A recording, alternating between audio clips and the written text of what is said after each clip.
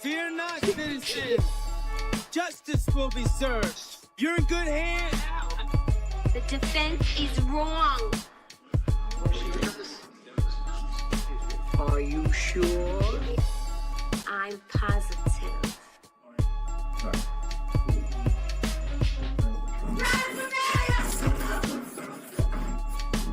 You want answers? I think I'm entitled. You want answers? I want the truth! You can't handle the truth.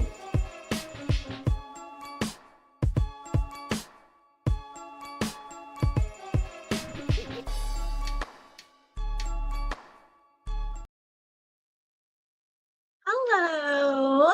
Hi, everyone. Welcome. Let's see here. We had Nikki in here earlier at 2. She probably thought we were starting at 2, and I changed it up on her. I'm starting at 3 now because I feel like 2 is maybe a little too early for people. See what I did there? I'm hilarious. Hi, Bad and Bougie. Hey, Simi. Good to see you.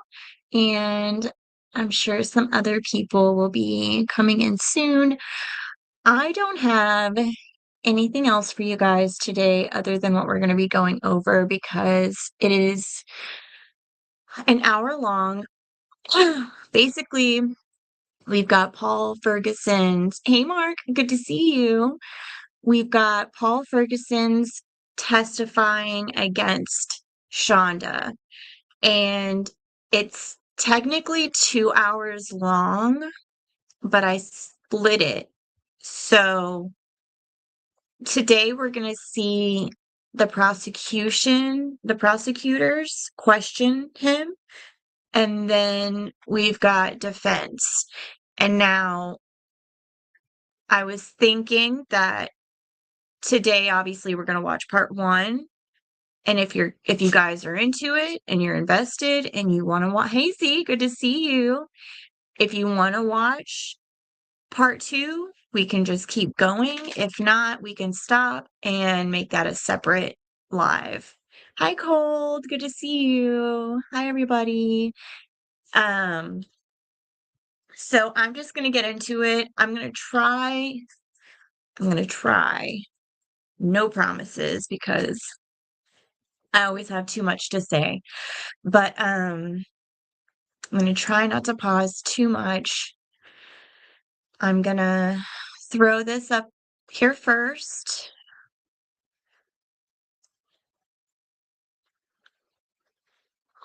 I made my stuff look like this.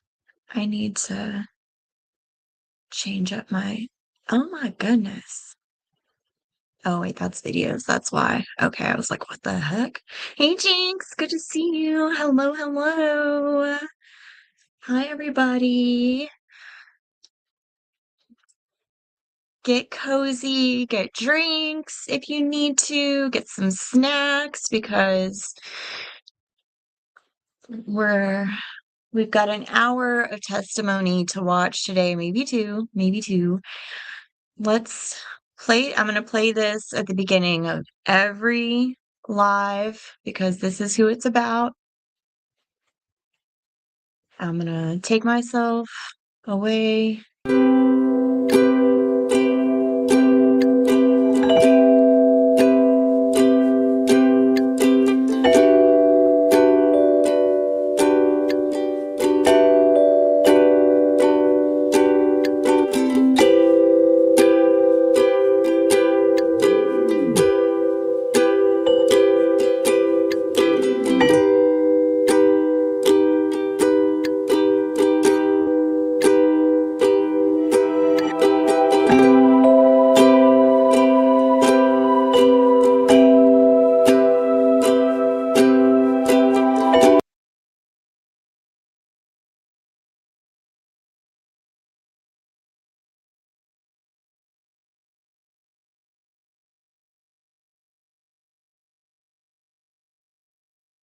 Oops.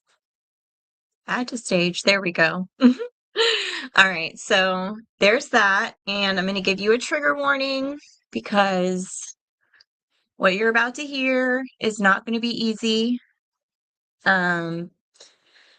We've already gone over some of the details and some of the things that have happened to Timothy and what he's gone, Timothy and what he's gone through. I keep saying Paul and Timothy, and I don't know why.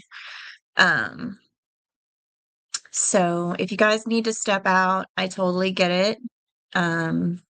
But let's go ahead and get this started.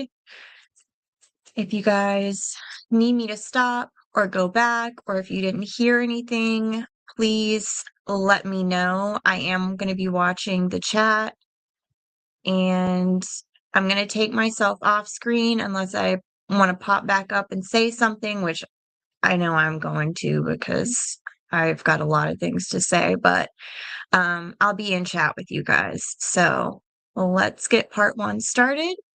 Let me know if you guys can hear this.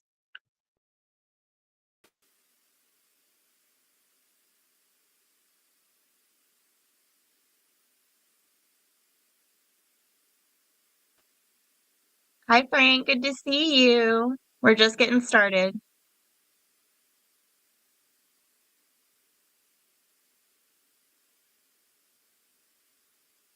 FC, People of the State of Michigan versus Shonda Vander Ark. The record should reflect that the jury is secure. I just want to let y'all know that just scared the shit out of me. Of course, there was any volume, and I was like, oh no, there's no volume. Just scared the shit out of me. Oh my God. Okay. Let's go. All right. Oh my God.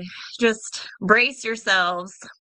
Buckle up, buttercups, because this, and like he said in the opening statements last week, you are not going to like Paul Ferguson. All right. You're not going to like him. And this is not his trial. This is him testifying against his mother, who he now calls Shonda. In the jury room, Mr. Paul Ferguson is present in the courtroom, has not been sworn in yet. Mr. Ferguson. I'll stay on here for a minute. You have an attorney which is present here today. Is that correct? Yes, sir. All right. Mr. Elton, as I indicated before, Mr. Elton Brady is sitting in the front row. Mr. Elton Brady, you certainly can come up and sit beyond the bar if you wish to do so during his testimony. If you wish to do so, it's up to you. If Mr. Ferguson is fine, I'm fine here. It appears that our seating is full. Okay. Mr. Ferguson, I want to advise you, you do have a right, a Fifth Amendment right against self-incrimination, which means you cannot be compelled to testify against yourself. My understanding is that potentially you could testify to things. Aw, Nikki, we miss you. Hey, PJ, we're just getting started. Get snacks, get drinks. We're going to be here for at least an hour. Like I said, if you guys are into it and you want to keep going, we can keep going. It could potentially criminally inculpate you, basically get you in trouble, essentially, for lack of a better term. So, he can't get his words right. Implicate you in crimes. Do you understand? Yes, sir. Okay.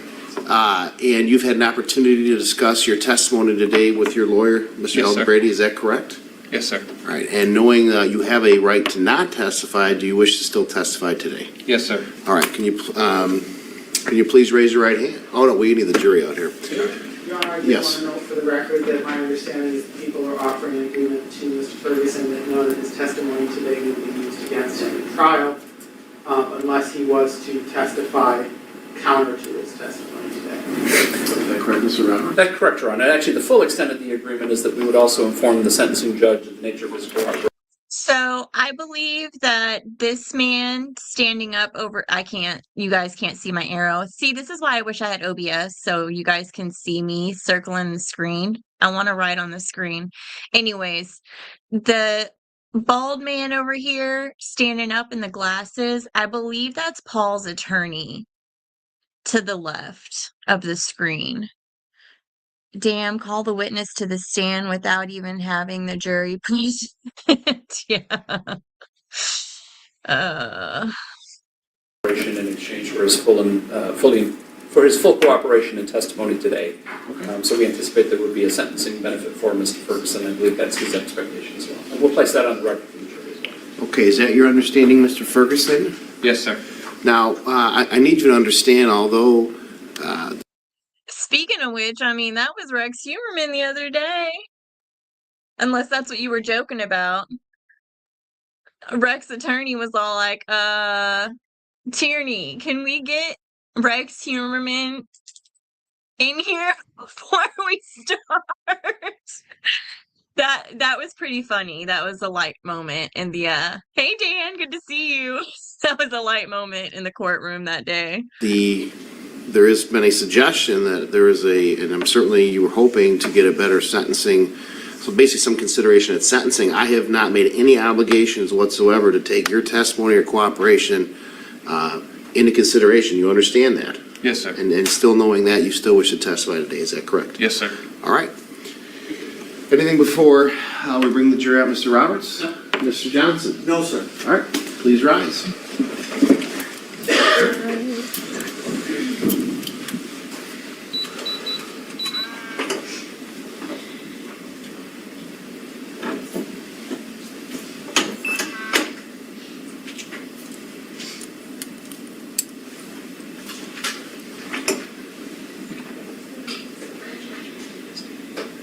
Thank you, Jinx, for getting links out.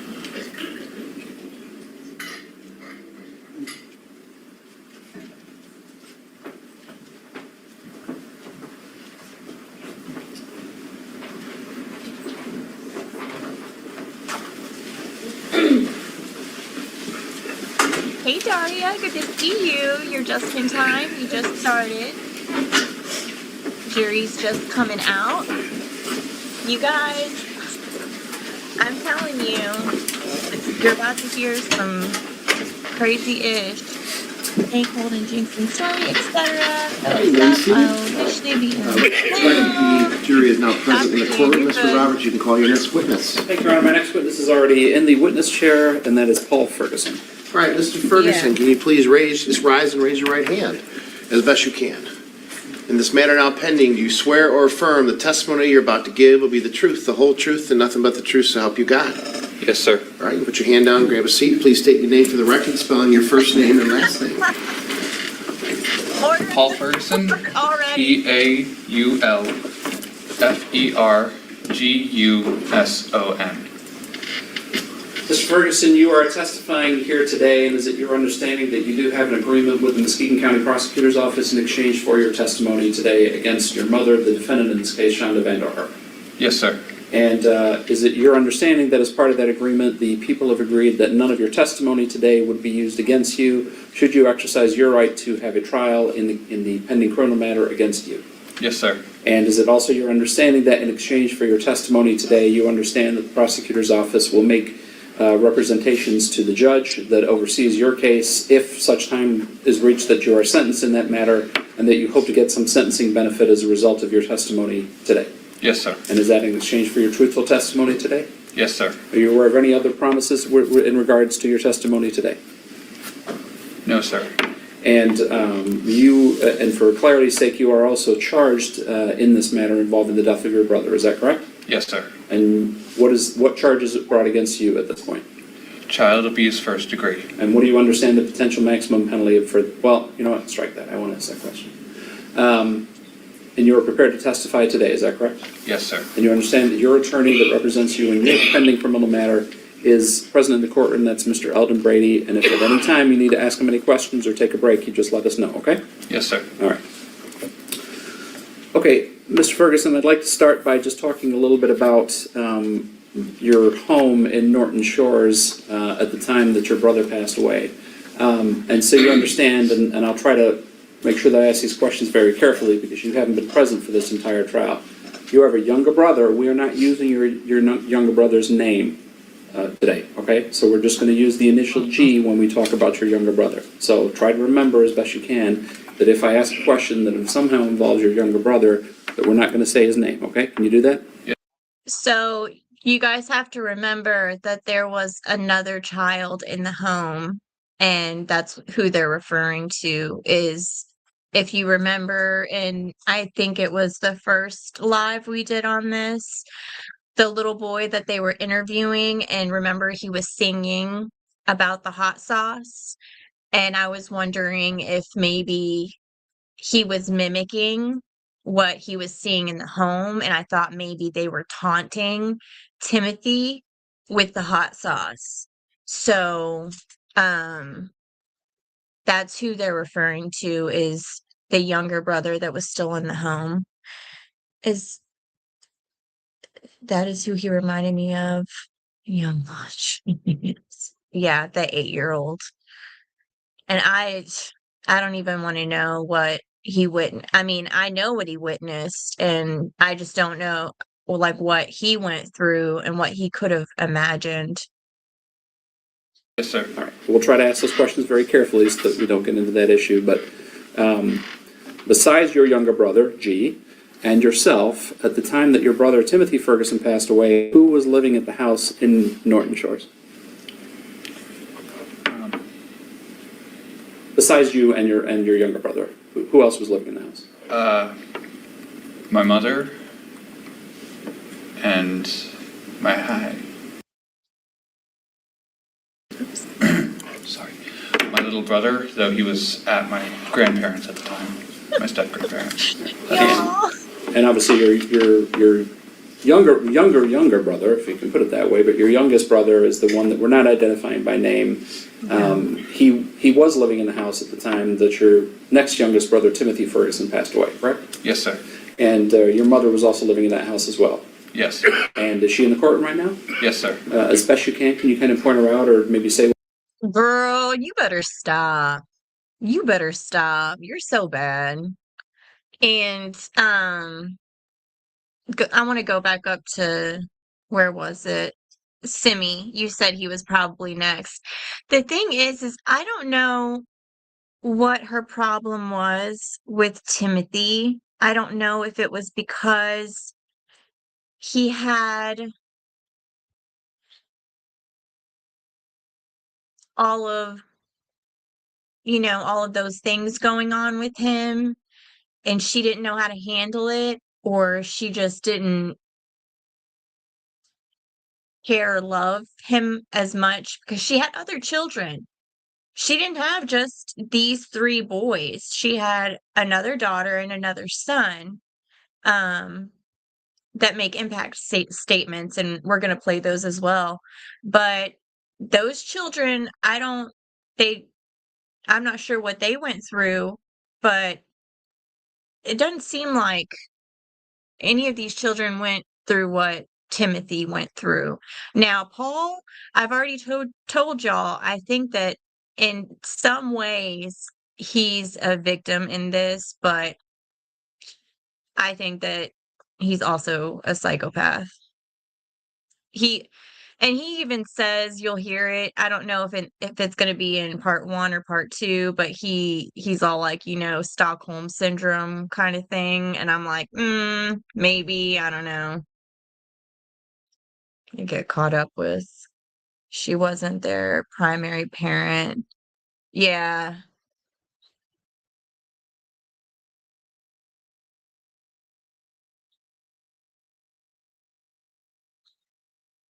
Yeah. What she's wearing right now? Her hair is in 2 braids. She's got, I think that's a black sweatshirt.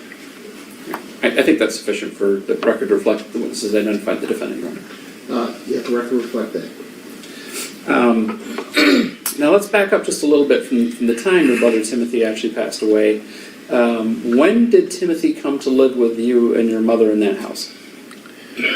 May 27th of 2001.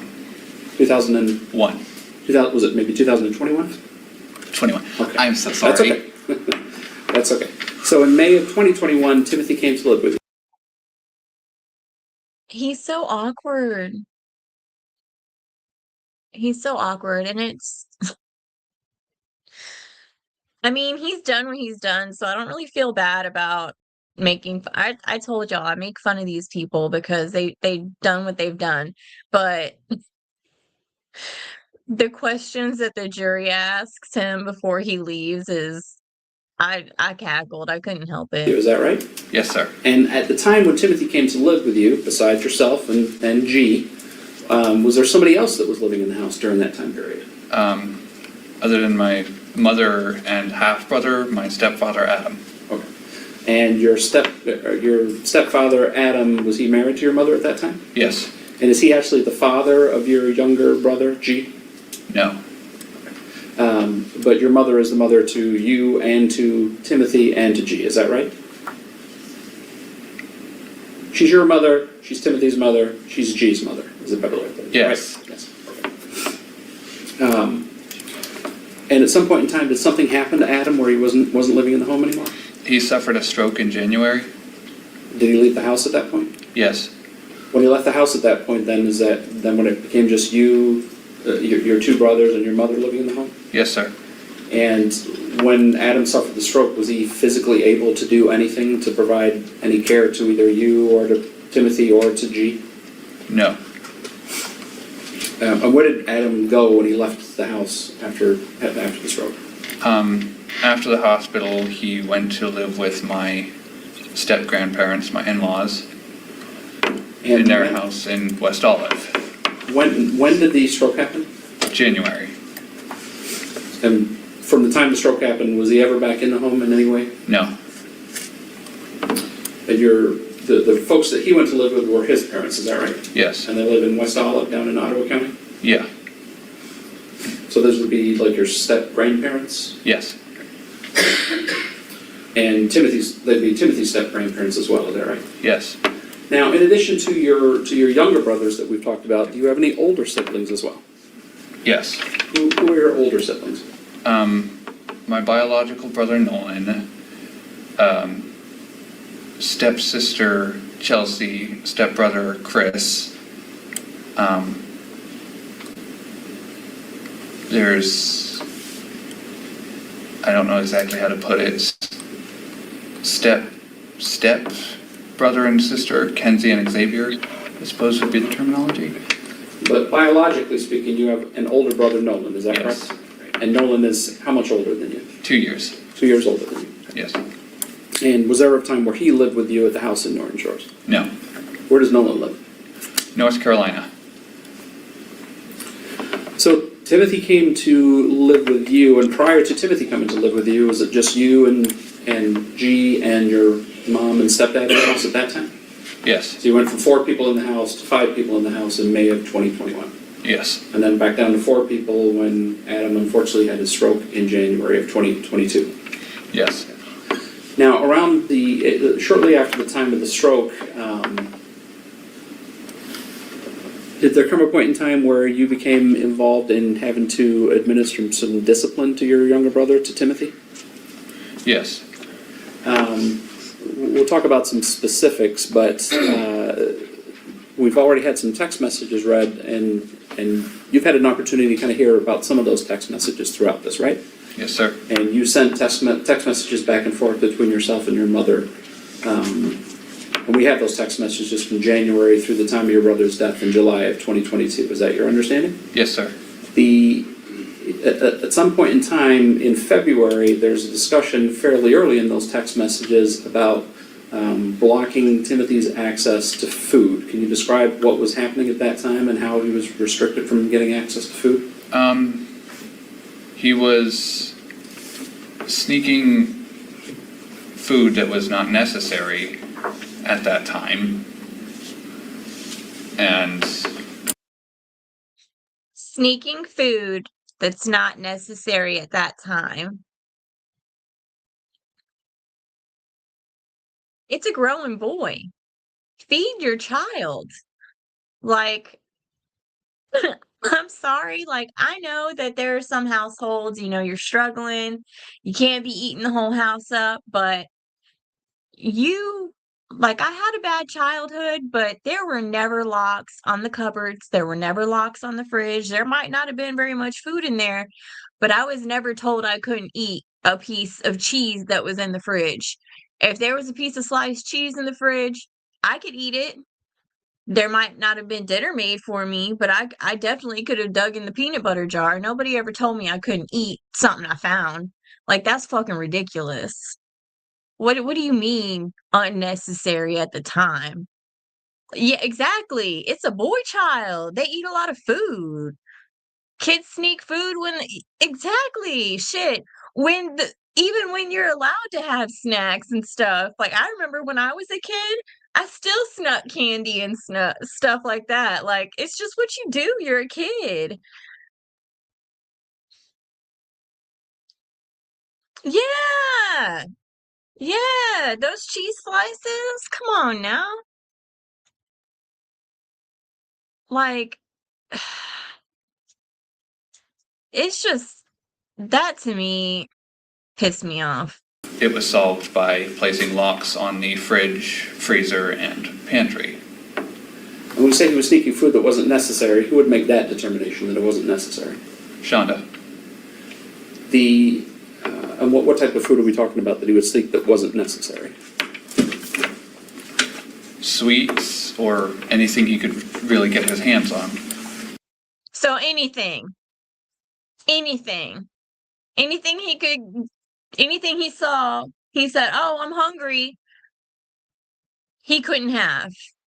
They said, "Nope, we're locking it up." And I meant to get the pictures. I'll get them next time of the fridge. We saw the video, but I'll still get the pictures for next time. The fridge had locks on them, like the wire locks. It's almost like it's got like the little metal round thing, and then it's got a wire. And then the same thing with the cupboards. They had locks on them too. So, I mean, not that he even had the strength to get up and walk over there and get anything. Jesus. Girl, same. Same. If I'm up at midnight. Child, I go to bed at 9 o'clock. But still, yeah. With what's with those body twitches? His or me? His? Oh, I don't know. He's weird. He's weird. But yeah, come on, the food. And so here's the contradiction. Here's the contradiction right here. Yeah, that's what I thought. I was like, I mean, I'm like twitching all the time. I'm moving around and I talk with my hands, so I didn't know. So here's the contradiction. They say that he was so skinny because he was on a food strike, right? He was on a hunger strike. But why lock up the fridge in the cabinets if he was sneaking food? How is he sneaking food and on a hunger strike at the same time? Explain me that. I'll wait.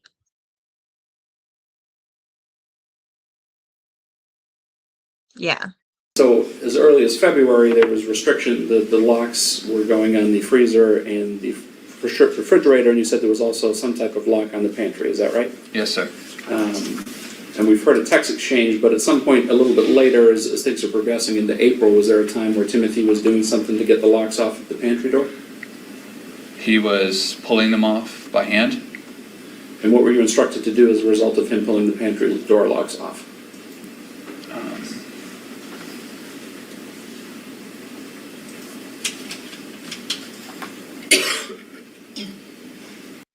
Yeah, he's stuttering. The boy didn't have any strength. If you guys saw the video that I've seen, that I think Simi and Jinx have seen, you would know that boy couldn't even stand up. So there's no way that he could try, that he had the strength to do that. I barely have the strength to open up a pickle jar and I'm perfectly fine. I'm gonna go on hunger strike and order a pizza and you must bitch.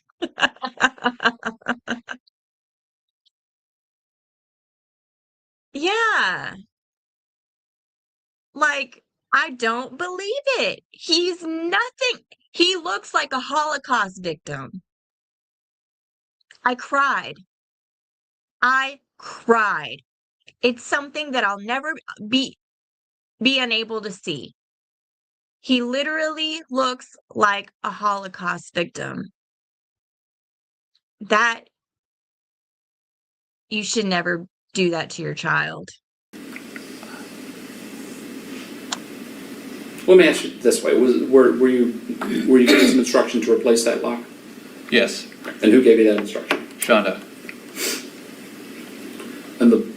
And what was your understanding of why you were locking the pantry back up? Because he was sneaking food.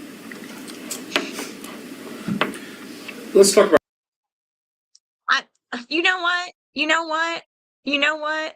I don't believe it. Detector test determined that was a lie.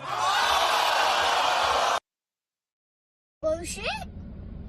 A bullshit. A bullshit. A bullshit. I'm just saying. Your brother Timothy for just a little bit. Did Timothy have some special needs? Yes. What was your understanding of what his special needs were? That sounds good, but I feel bad about talking about food when we're talking about a starving child, so that does sound good, though. He was attention deficit hyperactive disorder, as well as autistic. He had speech and motor impairments. Speech and what type of impairments? Motor impairments, movement impairments. Movement impairments? Yes. And at the time that he came. Fun fact, it's not really a fun fact, it's actually a horrible fact.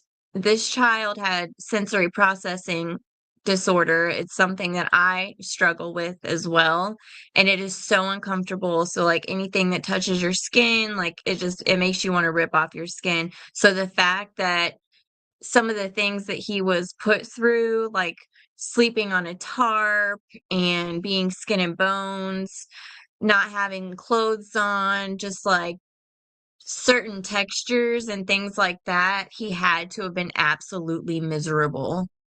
Came to live with you, was he supposed to be taking some medication? Yes. Y'all are good, you're fine. Did he stop taking his medication? Yes. Why did he stop taking his medication?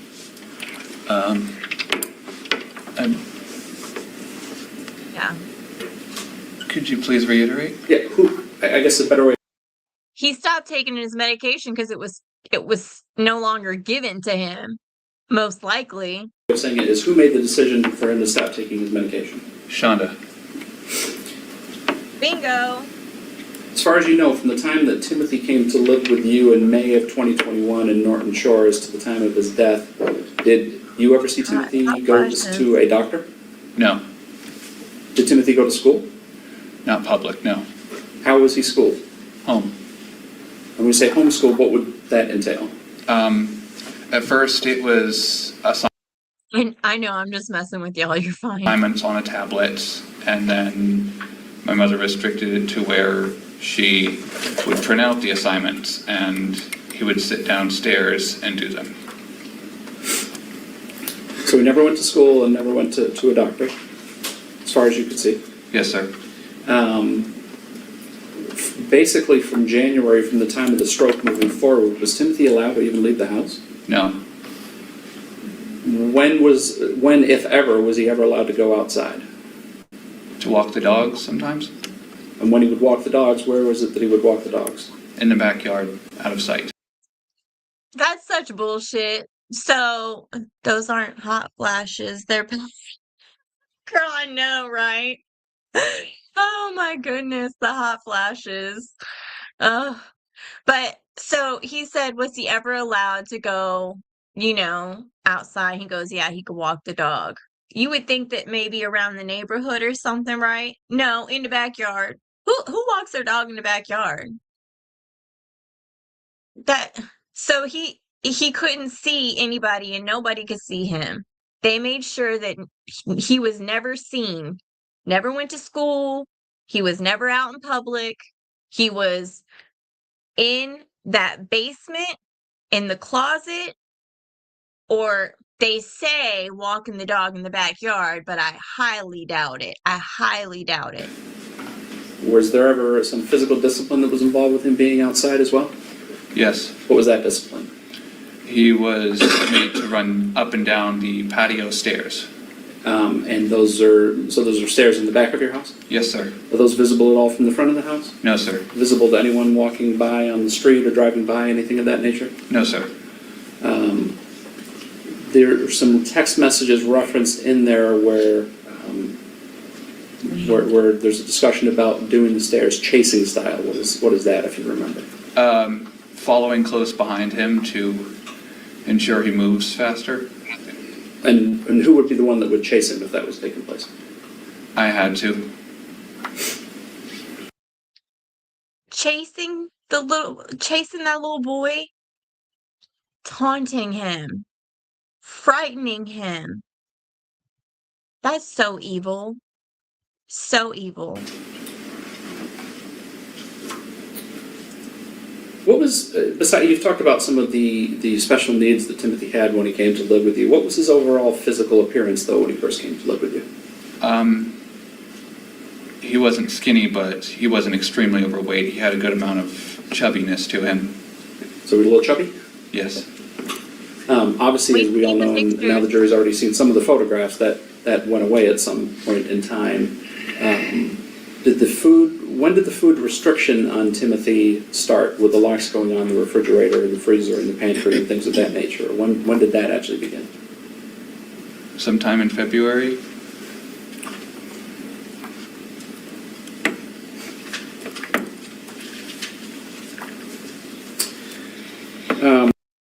He's so uncomfortable right now, you guys. So I watch a lot of body language stuff. I'm sure some of you guys do too. You guys are into true crime. You're on YouTube. I'm sure you watch it too. But this right here is a sign of defense and being uncomfortable. He's extremely uncomfortable, and I don't doubt it. He, really wanted his mother's approval, and now he's testifying against her. He was a partner with her in this. Hey, what up, Polly? So this is probably really hard for him to do, not to mention he's telling on himself. And the only reason that he's doing it is because he wants a lighter sentence. It's not because he all of a sudden feels good and loves his brother or anything like that. It's because he wants a lighter sentence. And you could tell when he gets sentenced because he's got that, oh shit, kind of face. Could he plead the fifth? I mean, I guess anybody could plead the fifth, but he didn't. He told it all. He said, I'm telling on you. He said he didn't even, because he used to call her mother or mama and mother. And during this whole court thing, he's been calling her Shonda. He switched it to Shonda. He is yeah, he is. He's telling on himself. Bro, that long neck though. Yeah. There's been some testimony already about Timothy going on a hunger strike around the time of Adam's stroke. To your knowledge, did Timothy ever go on a hunger strike when Adam had his stroke? No, sir. There's also a reference to him going on another hunger strike about 2 weeks before he passed away. Excuse me, did that happen? No, sir.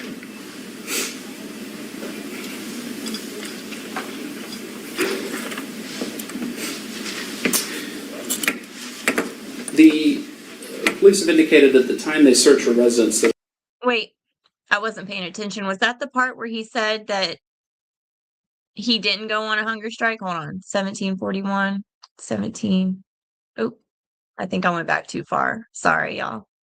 Testimony already about Timothy going on a hunger strike around the time of Adam's stroke. To your knowledge, did Timothy ever go on a hunger strike when Adam had his stroke? No, sir. Boom, there it is. He said no. He didn't go on a hunger strike. They starved him to DEATH. There's also a reference to him going on another hunger strike about 2 weeks before he passed away. Excuse me, did that happen? I believe that was the stepfather. No, sir.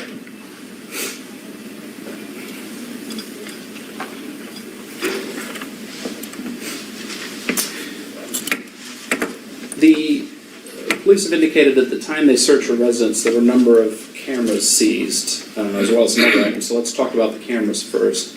What was the purpose of the cameras being inside the residence? To watch Timothy. And who would be watching Timothy on those cameras? My mother, or when she couldn't, she had me do so. And how is it that you would, kind of explain for the jury if you can, how is it that you watched the cameras so you could watch what Timothy was doing? I would log into the app on my phone, and it would alert me if there was a motion movement. So you had you had your phone and you had some type of app on there that was connected to those cameras? Several, yes. And you said that you were also alerted to movement. Were there motion sensors in the home? Yes, and the cameras also had that feature as well. They activated on motion. They move. And what was the restriction on Timothy's movement that would cause those cameras to go off? Where was he limited to? Could you please reiterate? Yeah. Where is it that, where could Timothy go, basically?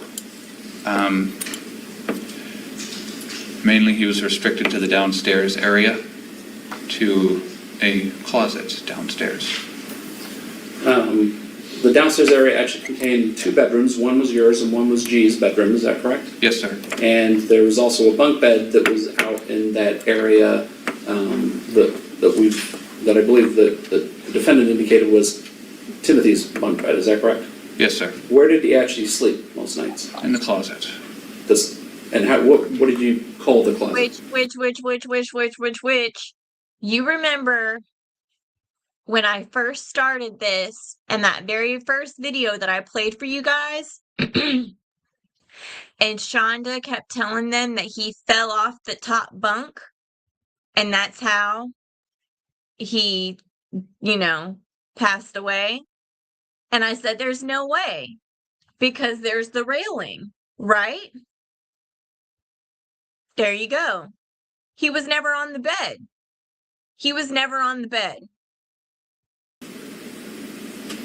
Was there a name you used to refer to the closet? The small room.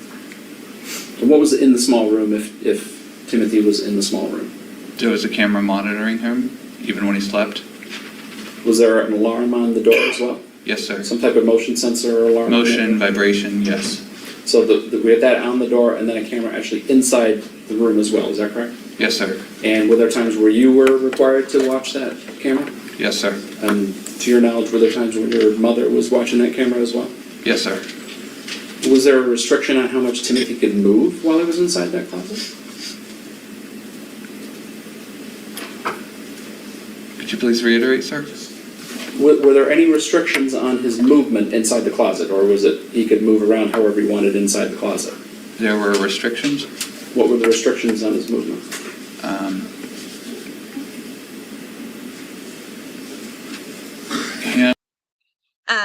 Nikki, yeah. In the video that's out there of him in the closet where Shonda's positioning him, she moves his head towards the camera and says, "Don't move, because if you do, we'll know." He had one of those around his neck, so if he moved, it would go off. Like he was an actual prisoner.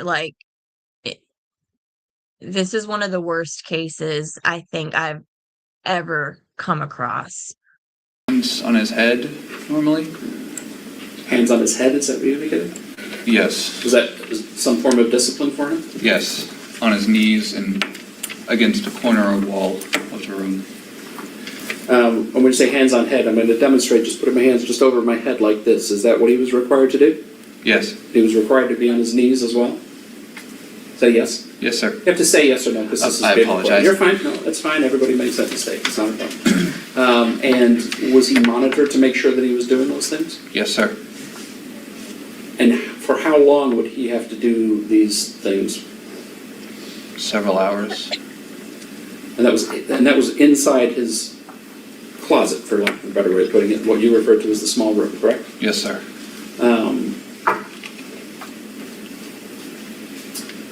Were there also times when he was required to stand against the wall? Yes, sir. And would that be in the closet, or would that be in other places in the house? At times it would be upstairs by the back door or on the wall between me and G's room. And when he would stand against the wall, how long were we talking about that he would be required to do that? Hours, sometimes overnight.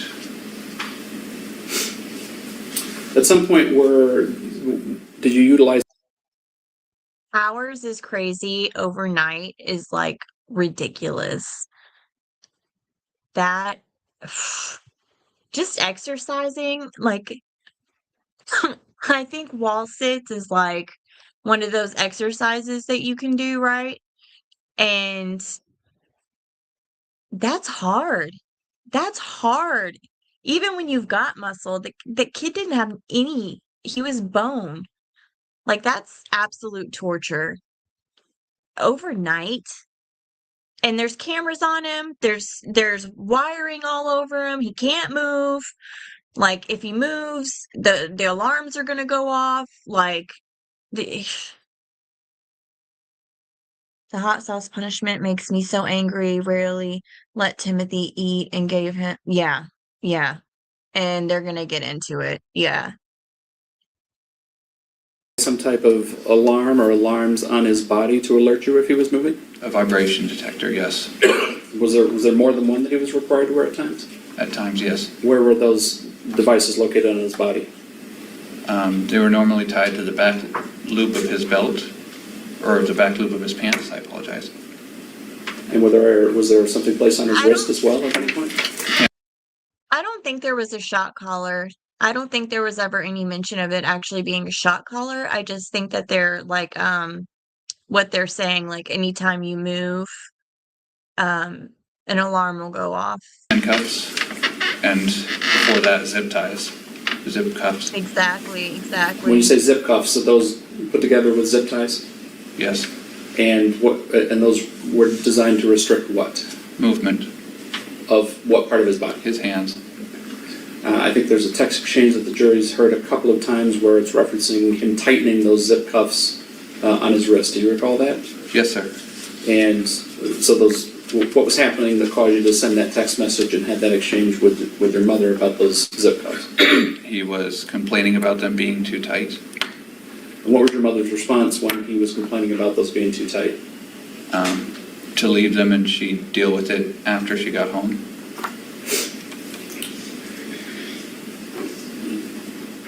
So the jury has some clarity in terms of a schedule here. You and your mother worked basically different shifts, for lack of a better way of putting it. Is that fair to say? Yes, sir. What was your job at that time? I worked as a dishwasher at Applebee's. And was that, which Applebee's? The one in Grand Haven right off the bridge. What was your normal shift that you would work? 4 to close. What, at that time, was your mother working as well? Could you reiterate? Did your mother have a job as well? Yes. Where was your mother working? As a court scribe, I believe you would call it. Okay, and where physically was that job? Did I remember of? Did she say here at this courthouse? So there was a time she worked at the Mesquite. Ain't that some shit? She used to work in the very courthouse that she got prosecuted in. I bet that was embarrassing. Good Lord. County courthouse? Yes. Do you remember a time when she worked in a northern county at a courthouse as well? I believe so, yes. And what was her normal hours that she would work? 6 a.m. to 6 p.m. So would it be fair to say that you two are not together in the house very often? Yes. So whose responsibility was it to keep an eye on Timothy if she was not in the house? Mine. And vice versa, like if you were not in the home, who would take the responsibility of watching Timothy at that point in time? She would.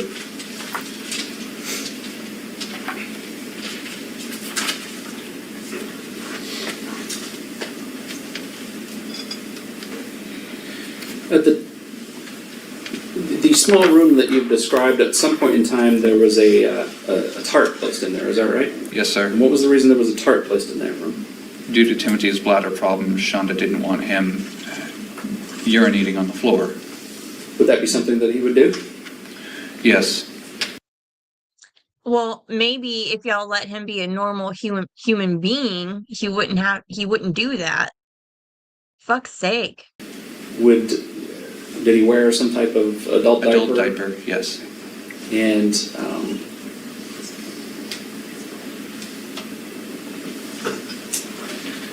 let me ask it this way: if Timothy had to go to the bathroom, how would he go to the bathroom? I'm about to get You would have mad. to ask, and he would be timed. And who would do the timing? Have y'all ever been timed to go to the bathroom in your entire life? I don't even think they time you in prison to go to the bathroom. You just got a little pot in your cell. You got a little silver throne right there in your cell. In school, well, I mean, that's a little different. Actually, no, I just got a hall pass. I just left. Anyways, but yeah. So check this out. Whichever one of us was there. So we'd ask, Maslow has to ask permission to go to the bathroom? Yes, sir. And what time was he allowed to go to the bathroom? For urinating, it was a minute. For You can say the word, it's okay. taking a poop, it was 2 minutes. And who set those time limits? Shonda.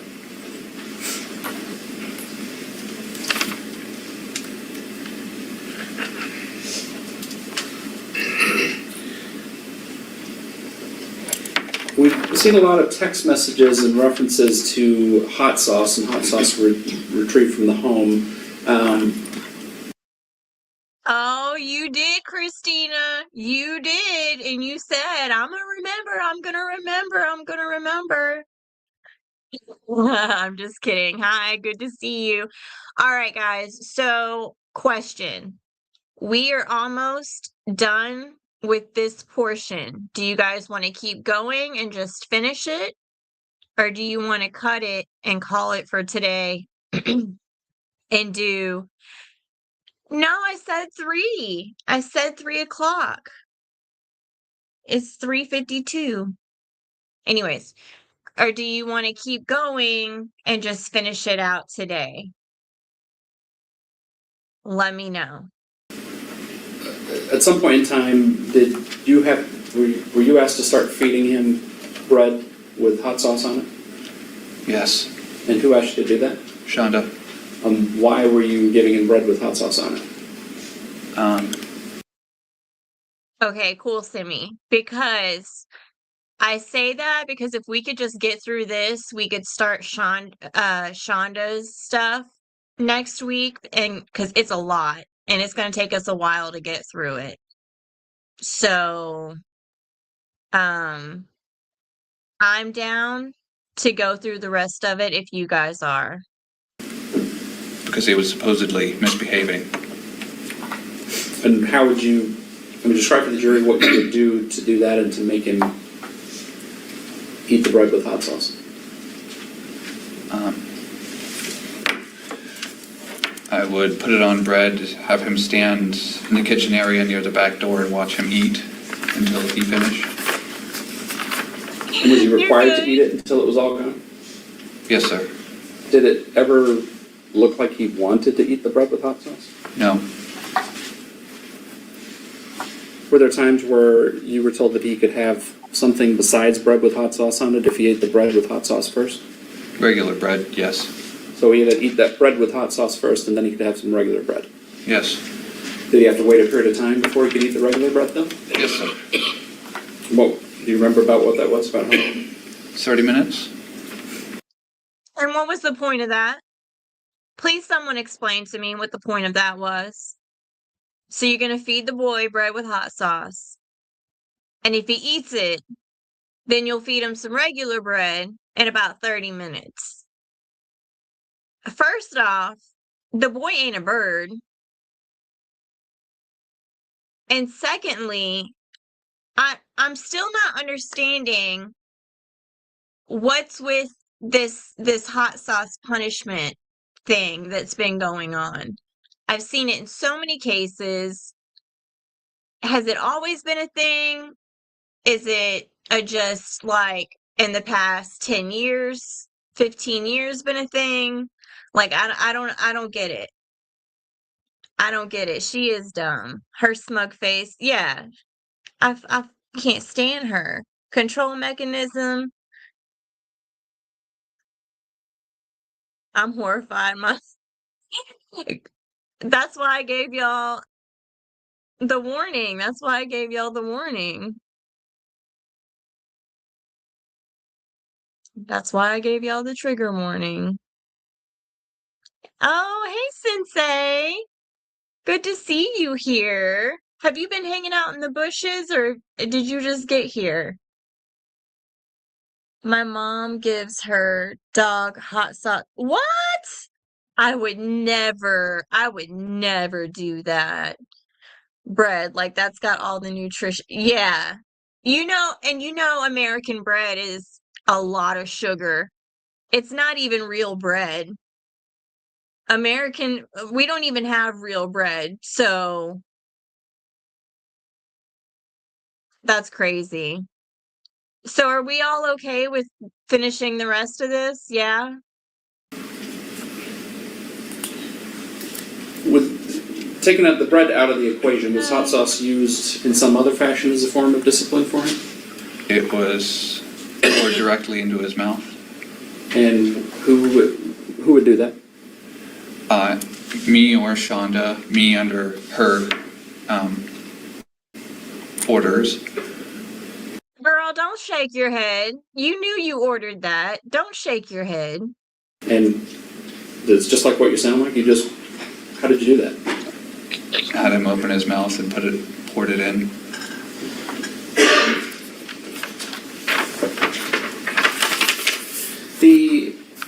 There's some text messages. Do you recall a text message exchange with your mother in, I believe it's around April or so, where you've alerted her to the fact that he's eaten some part of a burger? Okay. Yes. Do you recall that? Yes. Hold on. Can someone put trigger warnings in the chat, please? Absolute trigger warning here before I finish this, because this is absolutely foul. And it's one of it's bad. What was it? What part of the burger is it that he ate? Just the crust. And what was your mother's response when you told her that he had eaten the crust of that burger? Make him throw it up. Did you try to do that? I tried at first, yes. How did you try to do that? Putting a finger into his mouth as instructed to the back of his throat to induce vomiting. So who gave you the instruction to put your finger in the back of his throat? Shonda? We don't see a text message to that effect. Were you two also communicating by camera as well? Yes. So he ate a crust of a burger. I'm assuming what was left of the end of a burger or something. And he was made to throw it up. He wasn't allowed to have a little bit of what was left of a burger. He wasn't made to go in the bathroom by himself and throw it up. Paul forcefully put his finger down his throat and made him throw it up. That is absolute. I have no words for it. That's torture. They tortured this poor boy. The cameras was it a two-way capability, basically? You could talk to the camera. You could talk and they could hear. At certain times it could be activated. Was there ever any other time where she instructed you to make Timothy throw up? Yes. About how many times did she instruct you to do that? 3 or 4.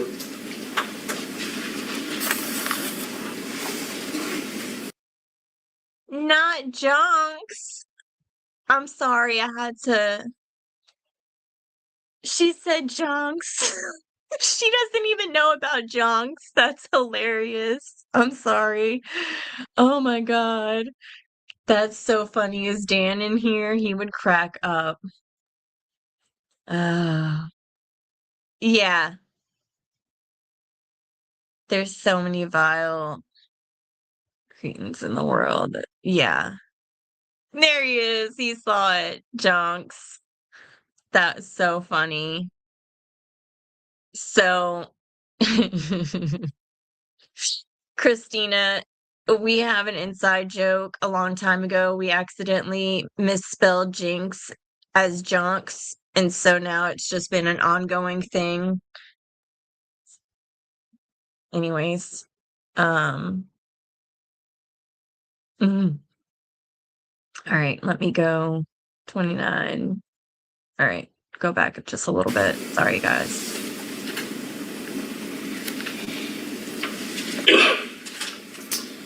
At some point in time, I feel like her writing stuff down is like a an intimidation tactic to like intimidate him. She ain't writing down anything important. She knows what she did. He's telling the truth here. I mean, I think he's minimizing his roles a little bit. He's not saying how mean he was, how much he did, but he's telling the truth. And I think that she's just trying to, you know, was there a form of discipline introduced that involved you placing Timothy in a cold tub? Yes. And what was the mechanism for that? How did you do that? Clog the tub, plug it, turn on the water, and take the ice that was in our ice maker upstairs and put it in, and have him get in. Initially, how long was he supposed to sit in the cold water? 30 minutes. 30 minutes? And that, when we say cold water, we actually mean water with ice cubes in it? Is that what you're talking about? Yes. And how often, when did that start in relation to when Timothy died? If you remember. I do not remember the exacts. And do you know about how many times you did that up until the day the day before Timothy died? Before the day that Timothy died? The day before Timothy died. We'll get to that in just a moment, and I believe that 3 then. So you remember doing it 3 times before the day before Timothy died? Yes. And who would direct you to put him in the ice bath? Shonda.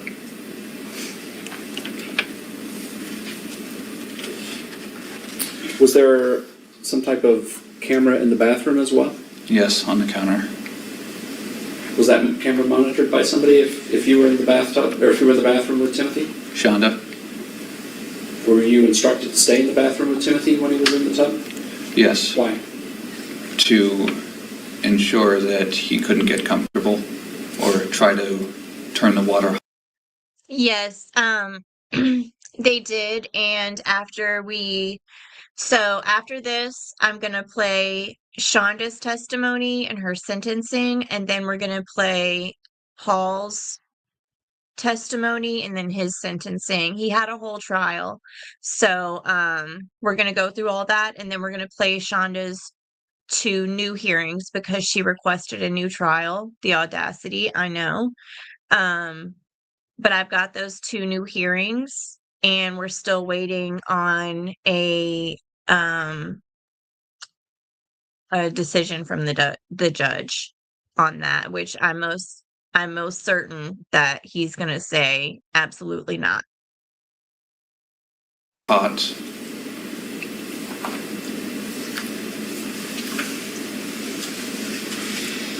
And what would you, if you tried to move around, what were you instructed to do?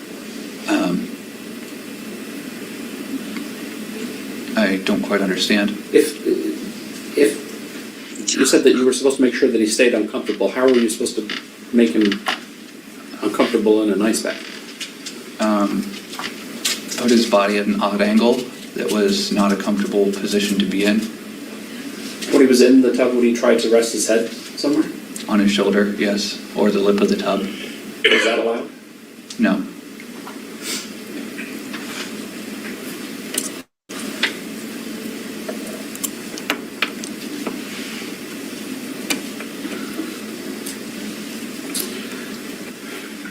I know this is difficult for you, Paul, and you and I have had a number of conversations about this matter, but I need you to look at a text message that you sent to your mother.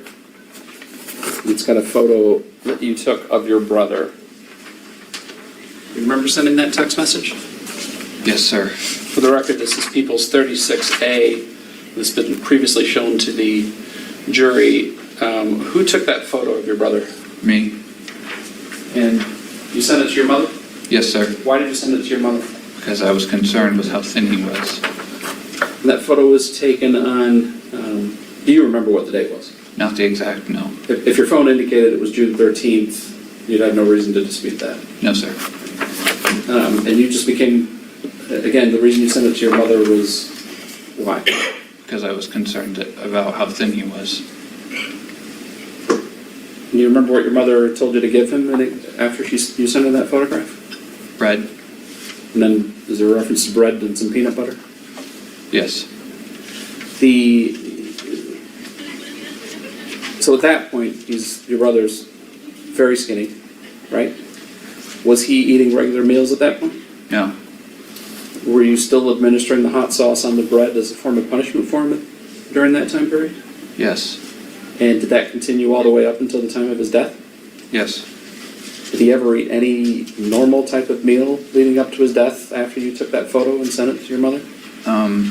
That day I made him an actual real meal, an actual peanut butter and jelly sandwich, as well as scrambled some eggs and put cheese in them. Did you tell your mother you had made that meal for him? No, sir. Why not? Because I didn't want her to be upset with me. Did he actually do that though? Because weren't there cameras everywhere in the house? Wouldn't she have seen that? I would assume there would have been a camera in the kitchen, right? And he never brought food home from the restaurant that he worked in. So do we believe that he really did that, or is he just trying to make himself look a little more humane?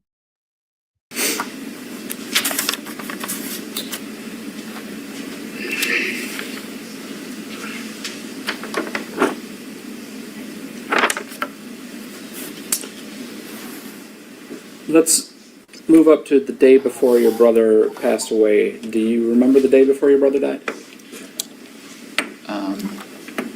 He was unresponsive when I was told to get him up.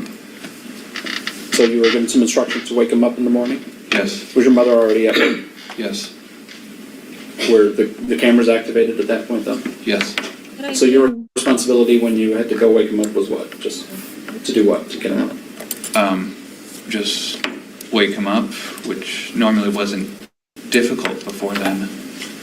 And this is the day before he passed away, but was it difficult on that day? Very. My mom was freaking awful, but she wasn't that awful. Not by a long shot. I'm over here pressing buttons. I don't know what I just did, but oops. Did you scream at him and yell at him to get him to try to wake up?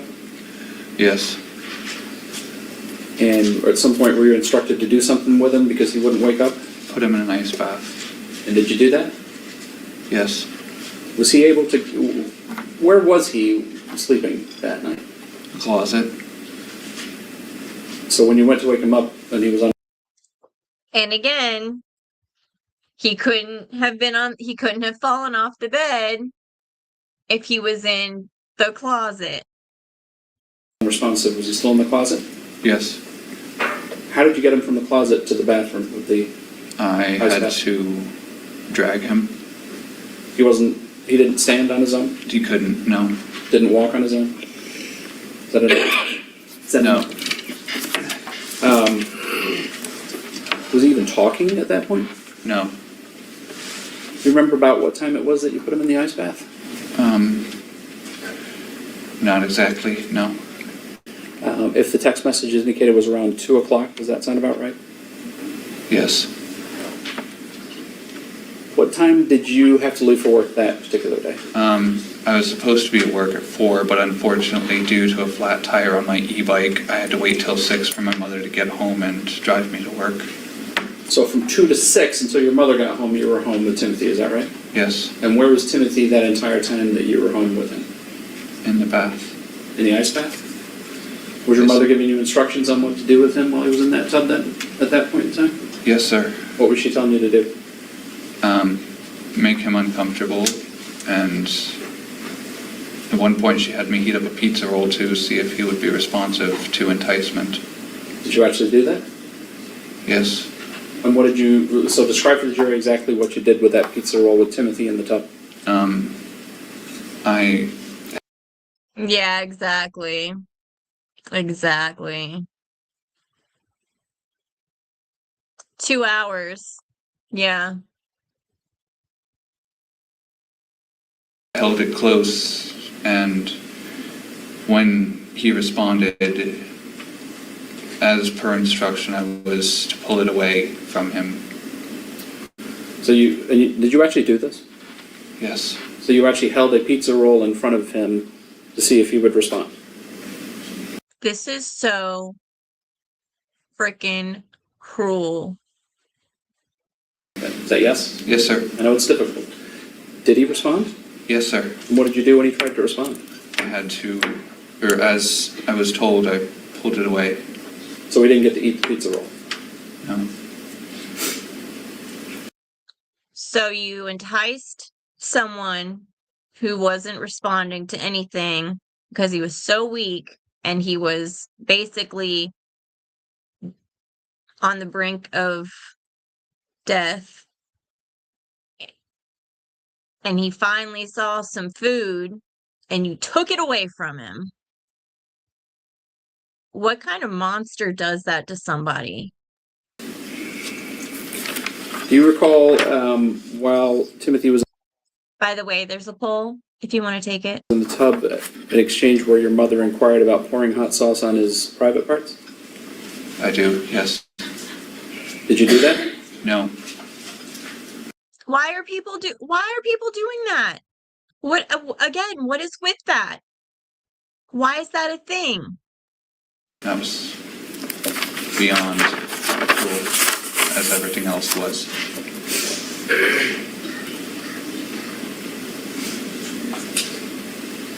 So you put him in the tub around 2. Did your mom come home at 6? Yes. And when your mom gets home at 6, did you go to work at that point in time? She drove me to work, yes. And was Timothy still in the tub at that point in time? Yes. So you and your mom drove to Grand Haven to drop you off at work, and Timothy's just in the tub? Yes, sir. Was he even physically able to move around at that point in time? No.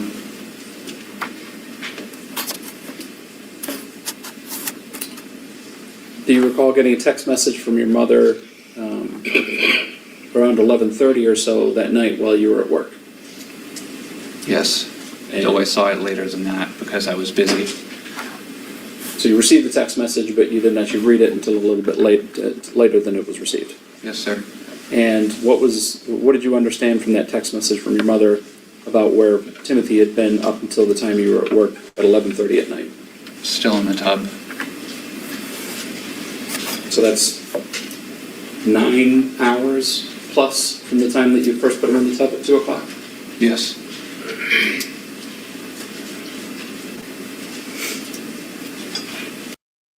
I'd be looking down too. I'd absolutely be looking down too if I were him. When you got home, do you remember about what time you got home that night? 1 o'clock.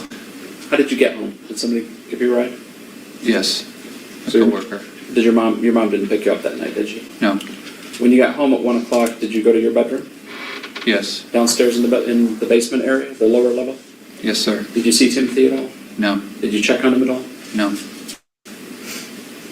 When did you next become aware that something was happening with Timothy? The next morning. And what happened? I had to get up early so that Shonda could drive me to the premises area at work. and I'd gone to the laundry room to get a pair of clean socks, and was then made aware that he was not breathing. And where was he at that point in time? In the closet. And who made you aware that he wasn't breathing? Shonda. Was he on his bunk bed? No. Was he ever on his bunk bed from the time that he was in that small closet until the time the police arrived? No, sir. Again, there you go. He was never on the bed.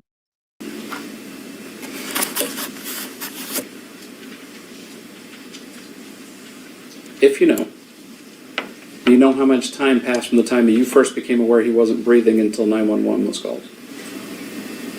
18 minutes? And during that 18 minutes, did you tell your mother or ask your mother if you were going to call 911? Yes, sir. Do you remember what she said? No. She said no. Sorry, that was my bad. I'm sorry, good.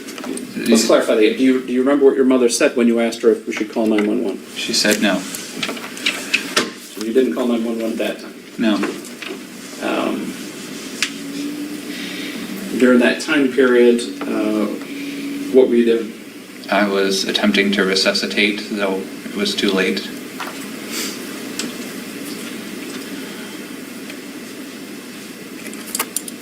At the time when he came out of the small room, how did he get out of the small room at that point? How did his body actually come out of the small room? He was removed. By who? Shonda, and I believe I helped a bit. I believe I helped a bit. What do you mean you believe you helped a bit? You helped. You helped throughout the entire situation. The duration of this entire thing, you did this under her orders. What was he wearing when he came out of the room? Nothing but an adult diaper. At some point, did you put clothes on him? Yes. Who put the clothes on him? Both me and Shonda, per Shonda's request order, however you'd like to phrase it. So before he was wearing the diaper, but you put the clothes on him while he's unresponsive outside of the small room? Yes. And do you remember what clothes you put on him? A hoodie, a pair of my jeans, and Shonda had me remove my belt and put it on him.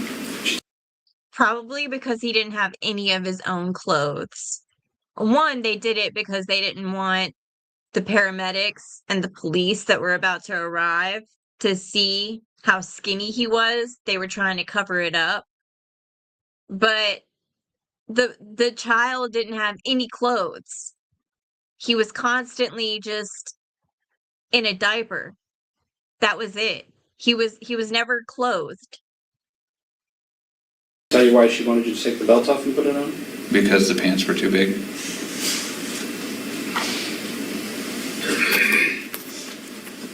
Yeah, absolutely.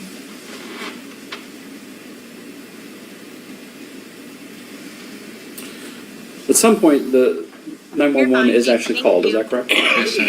And before 911 was called, and I guess let me ask you this, who actually called 911? Me. But did Shonda actually talk to the 911 folks, if you remember? Not that I remember of, no. Okay. Before 911 is called, was there some discussion about a hunger strike? Yes. What was the discussion about the hunger strike at that point? Shonda said to say that he'd gone on a hunger strike. Or was and it that we who found she- him on the bed. Seems dead. obvious, but who was she referring to? Timothy. And said that he was found on the bed? Yes, the bed. So 911 comes at that point, and then the police are also involved, is that right? Yes, sir. At some point in time, did the police leave you guys alone in the home? Yes. Later that night? Yes. And when that happened, did Shonda do anything with any of the items in the house? She disposed of evidence. What did she dispose of? Vibration detectors, a camera upstairs that was not confiscated. She broke the memory chip that was inside into 4 pieces and threw them out the window as we were driving to Grandma and Grandpa Vanderark's. So you went down to Grandma. Yeah, Christina. I totally get it. There's so many people that cannot have children, that want children, that would be great parents. And then you have people like this that are just so hideous and abusive and don't have a care in the world for human life. And they get all the children. It makes no sense. I don't know why this happens. And arcs that night? Yes. And she disposed of evidence on the way down to... Yes, and the vibration alarms were thrown into a trash can, stuffed in a plastic bag and thrown into a trash can at the Chick-fil-A near our house. When you say the vibration alarms, are you talking about the sensors that were on the doors? Yes. Was one of those the sensor that was on the small room door? Yes.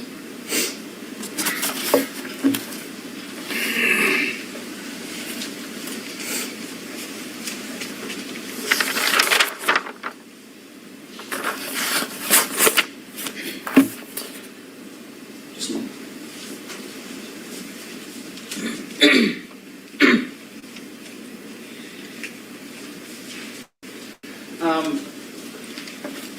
Mr. Ferguson, we've had you testified about some of the alarms that were placed on Timothy's body. Did those alarms, what would those alarms do? I mean, how would they make noise or alert people? A loud beeping.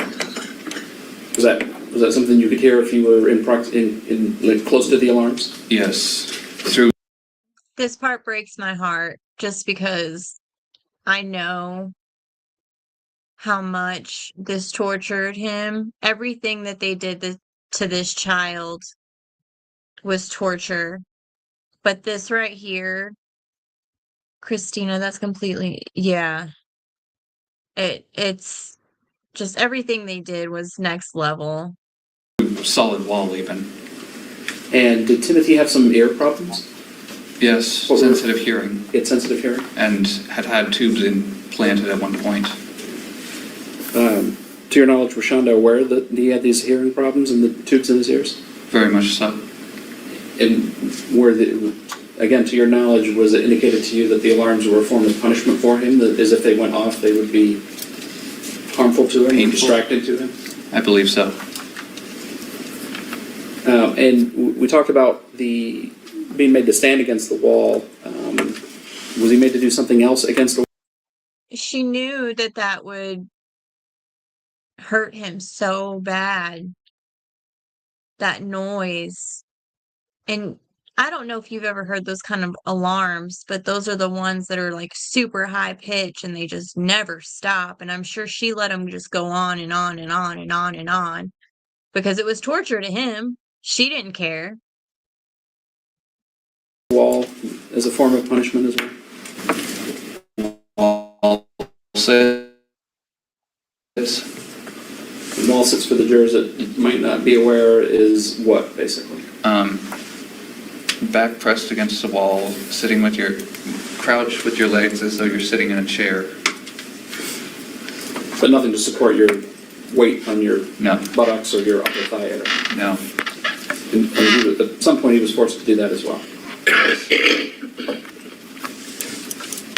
I have no further questions. Before we begin, I think it's a good time to take a longer afternoon break.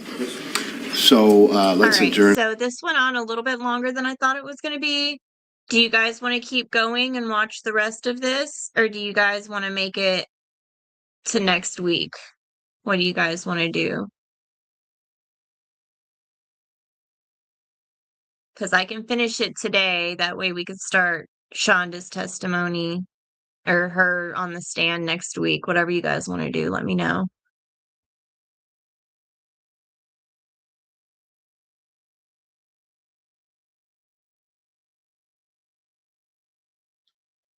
We got one yes.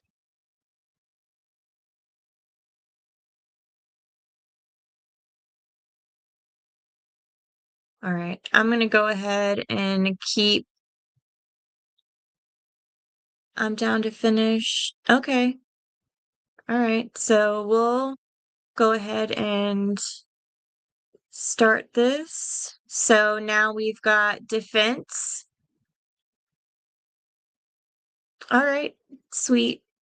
All right, so now we've got defense. Now, mind you, because this is Shonda's attorney, he's not trying to make Paul look good at all.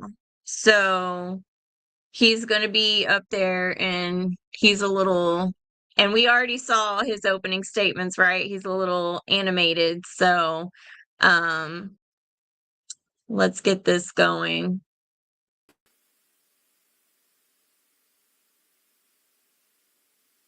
It should, hold on, let me make sure. Okay.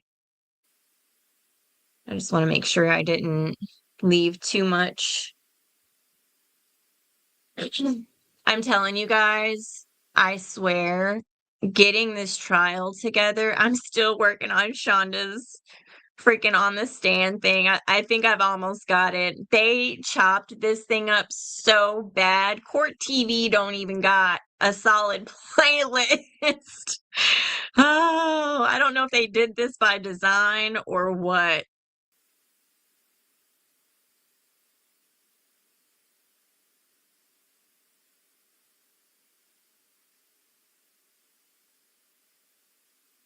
It's all good, Dan.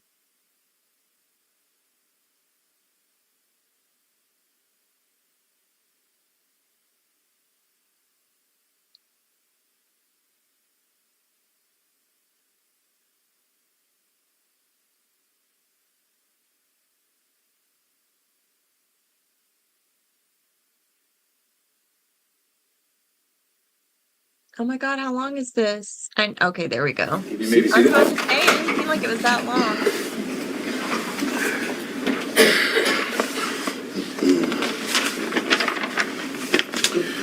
I love this We are back on the record in 23110 FC, People's State of Michigan versus Shonda Vander Ark. Is Mr. Ferguson back in? Yeah. All right, let's bring him out.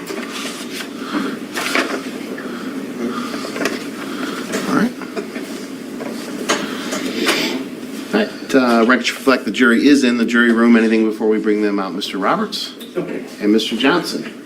Nothing further. All right, please rise.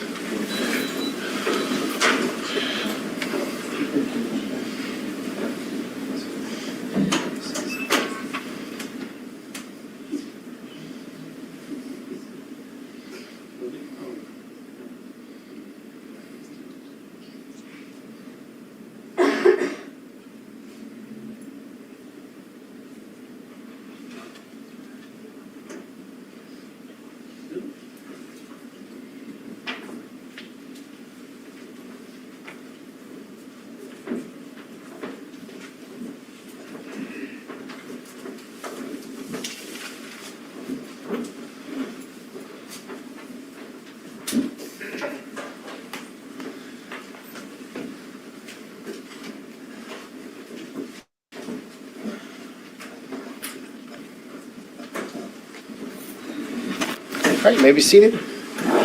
Mr. Johnson, you can commence your cross-examination. Thank you, Your Honor. Good afternoon, Mr. Ferguson. Good afternoon. Do you remember me? Yes, sir. Okay. I'm Fred Johnson, in case you don't remember. I examined you at your preliminary examination. Do you remember? Yes, sir. Okay. You've been doing very well with your examination. Please keep your voice up so everyone can hear you, okay? Of course. Okay. Now I've got some hard questions to ask you. You ready? Yes, sir. Okay. All right. Let's start where Mr. Roberts started.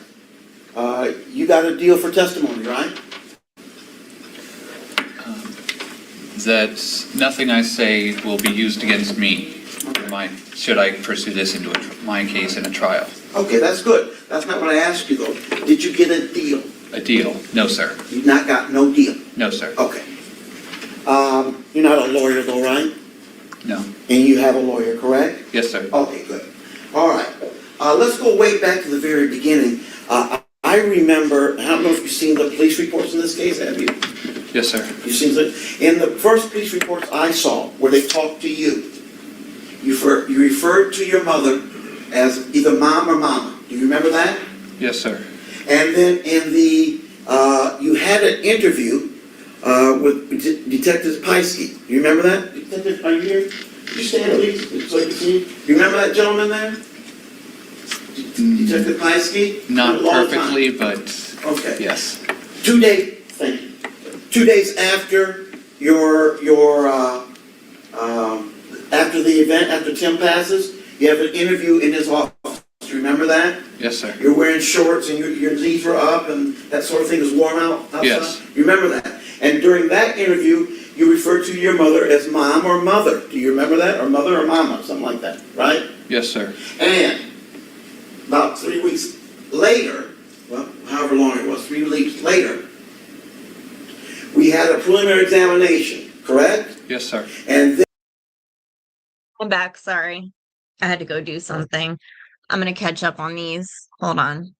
What happened? I'm still here, just jumping in the shower. But I guess, okay. Thank you. Shower live listening is the best. Absolutely. And I don't believe the docs. They don't know what. Oh, yeah. You know what?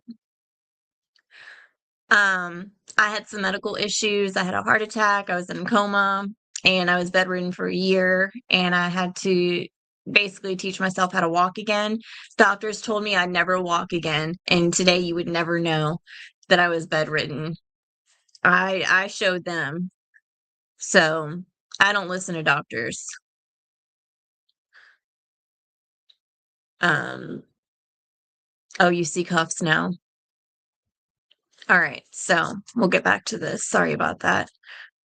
then you referred Oh, yeah, and this is the part where I say that he stops calling her Shonda or Shanda, and he stops calling her mother and mom and starts calling her to Shanda. your mother as Shonda, correct? Yes, sir. Okay. And one of the things that happened Yeah. between the time that you interviewed with Detective Piesky and the time you testified your preliminary examination is you cut a deal, didn't you? Take your time. No, sir. Not that I'm aware of. You're not aware, you testified to it at the prelim, don't you remember? We talked about it at the prelim. There's testimony on Oh, no! Oh, shoot. Hold on. My bad.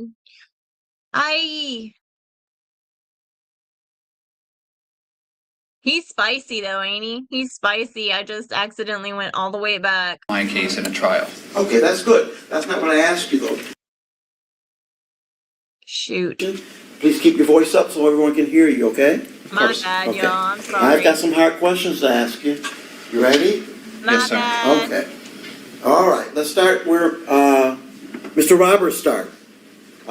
You got a deal for testimony, right? That nothing I say will be used against me. Should I pursue this into my case in a trial? Okay, that's good. That's not what I asked you though. Did you get a deal? A deal? No, sir. You've not got no deal. No, sir. Okay. He said, that's not what I asked you, though. He's going to be spicy. He's going to be spicy.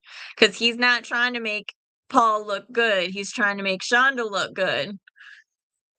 You're not a lawyer though, right? No. Hey, Build Up Eye. Good to see you.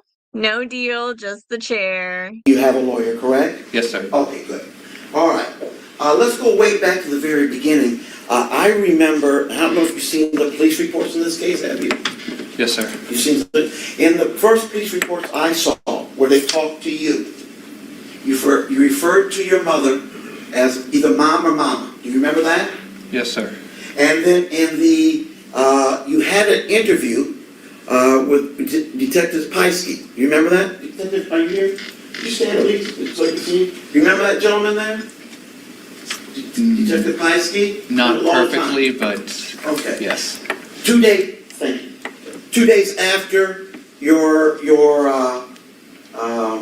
after the event, after Tim passes, you have an interview in his office. Do you remember that? Yes, sir. You're wearing shorts and your knees were up and that sort of thing is warm outside? Yes. You remember that? And during that interview, you referred to your mother as mom or mother. Do you remember that? Or mother or mama, something like that, right? Yes, sir. And about 3 weeks later, well, however long it was, 3 weeks later, we had a preliminary examination, correct? Yes, sir. And then you refer to your mother as Shonda, correct? Yes, yes sir. Okay.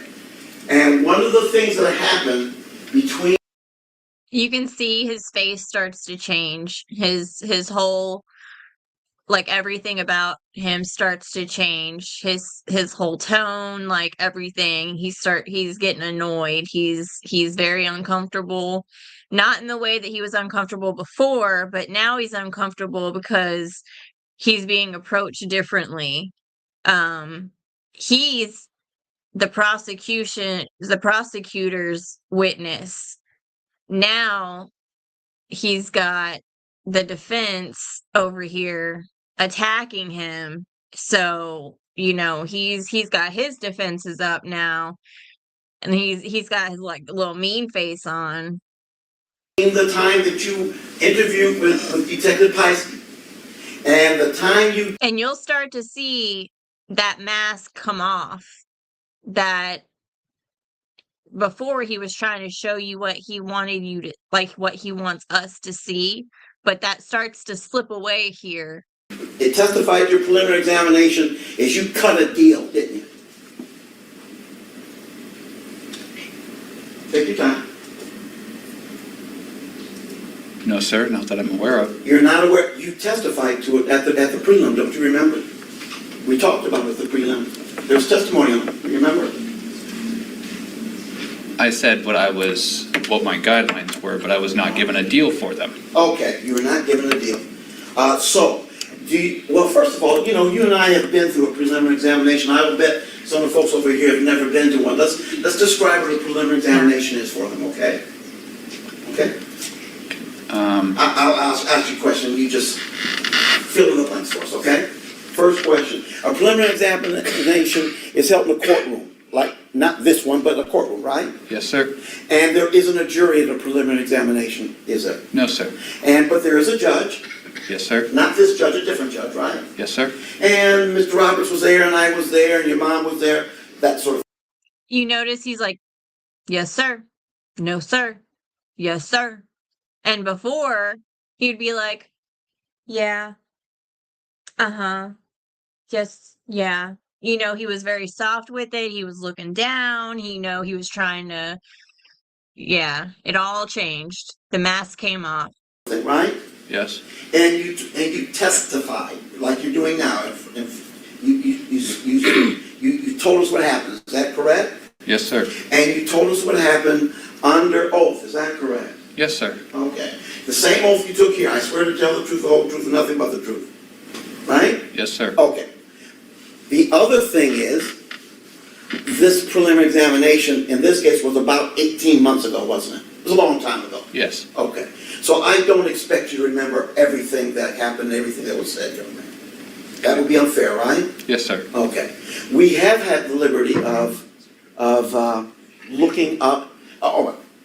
when you have a preliminary examination, one of the reasons you speak everything out loud is so that somebody can type it up, right? Yes. Okay.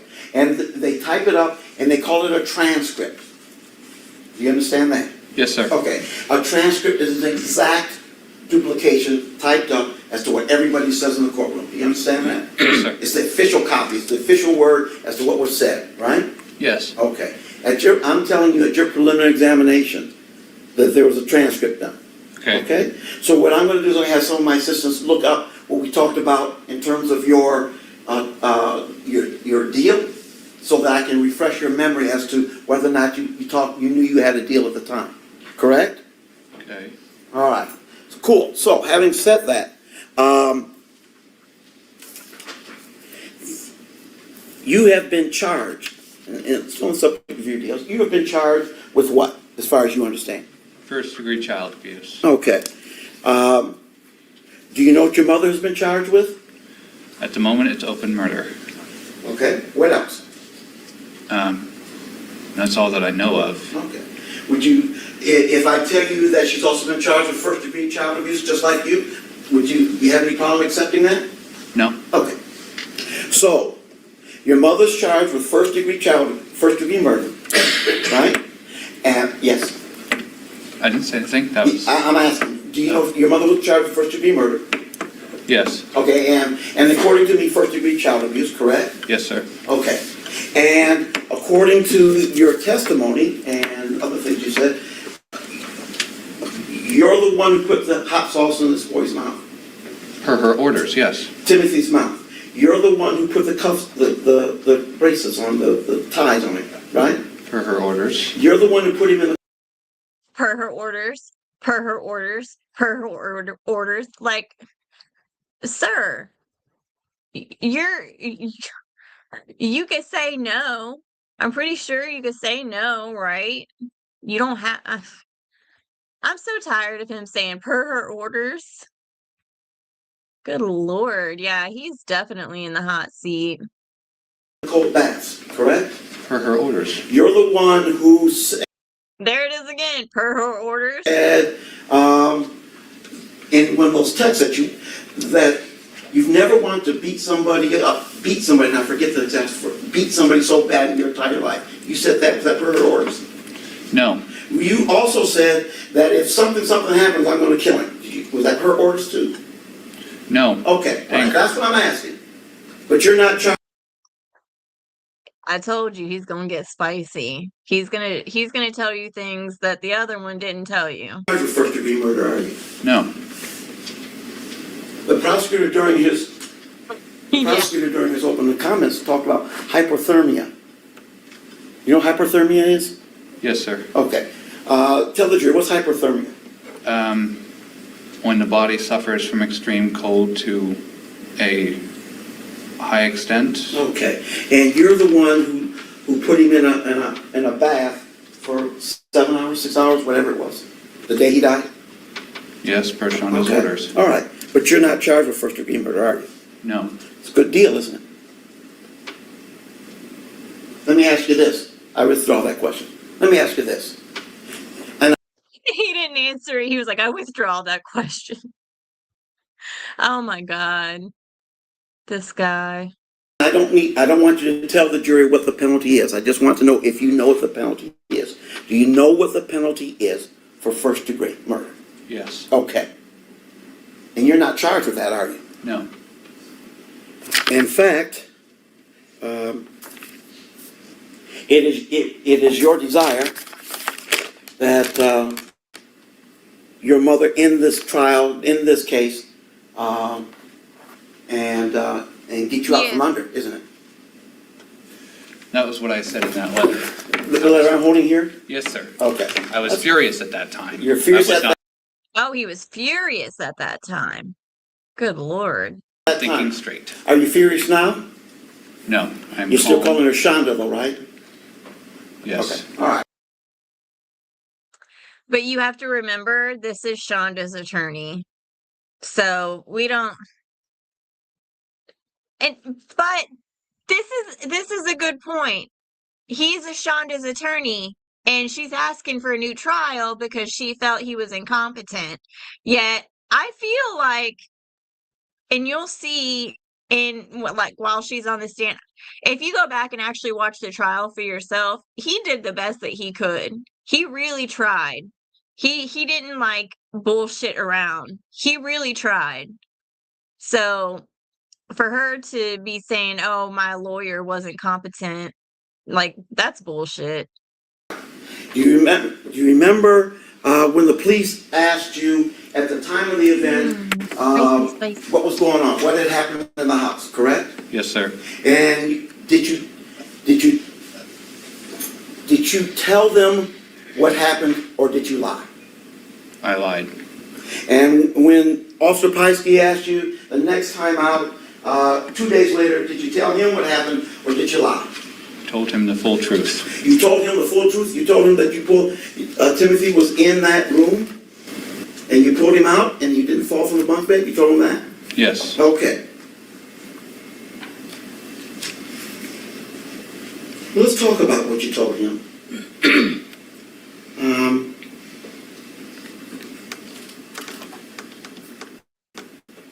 You told him that Timothy had passed all his final exams. You remember telling him that? No, I do not. Did he? can't say for certain. I don't remember. You don't remember? Okay.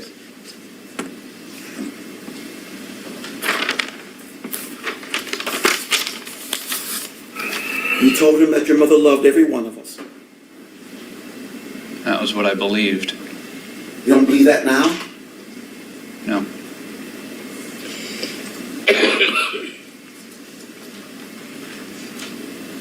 You told him that Timothy went on a hunger strike. You remember telling him that?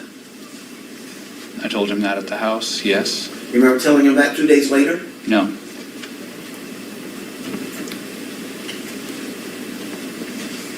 Do you remember the interview itself? You were interviewed in his office, correct? Yes. And did you know that there was a recorder going on? Yes, sir. And that recorder was recording everything you said? Yes.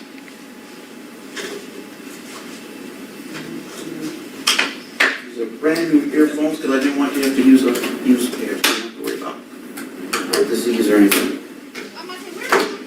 If I were to allow you to listen and watch the video of what you said at the time, and you were able to hear what was said and what you said, would that refresh your recollection? Would that refresh your memory as to what you said at the time? Most likely. All right. If I may take just a moment, Your Honor.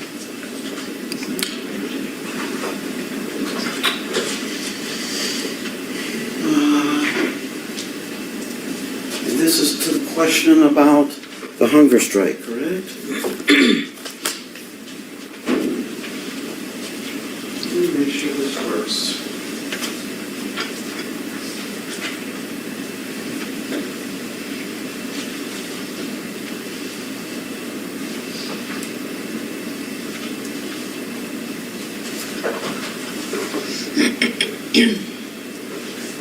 Y'all call him fidgety. I'm fidgety. Can't stay still.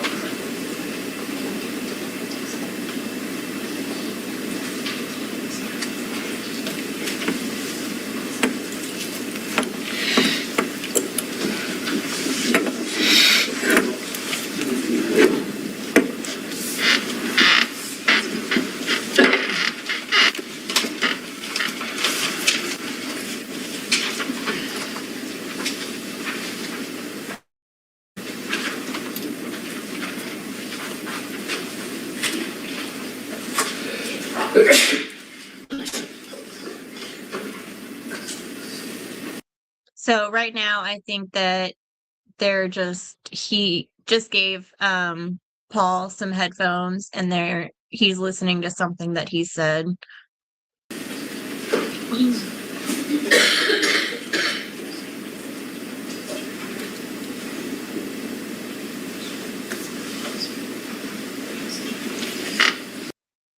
Thank you, Jinx. Have a good one.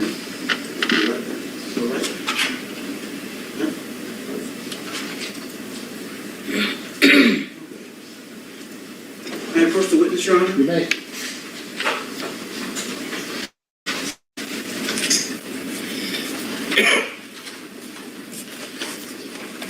All right. I'm sorry, I put them on. Do you mind? I put them on before you. Can you still use them? Yes. All right. Tell me, is that comfortable? Yeah. Okay.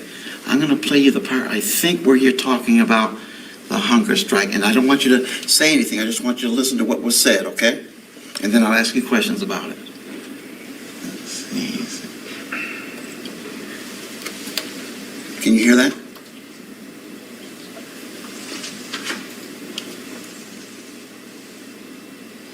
Thank you.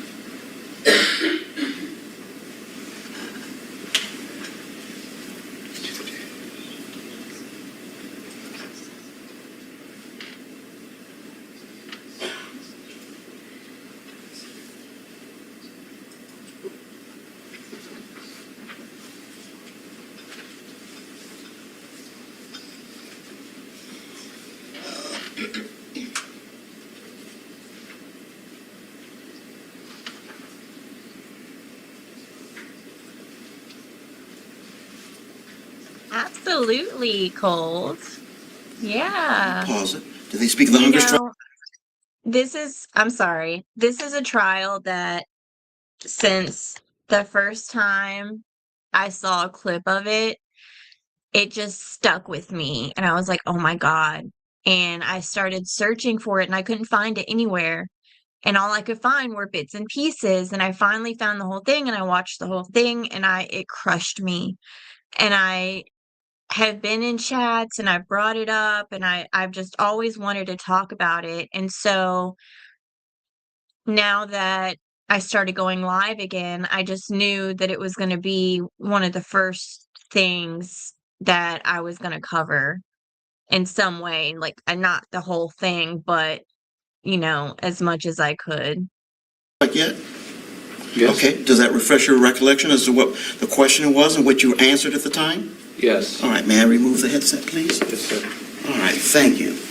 All right, now you've had your recollection refreshed.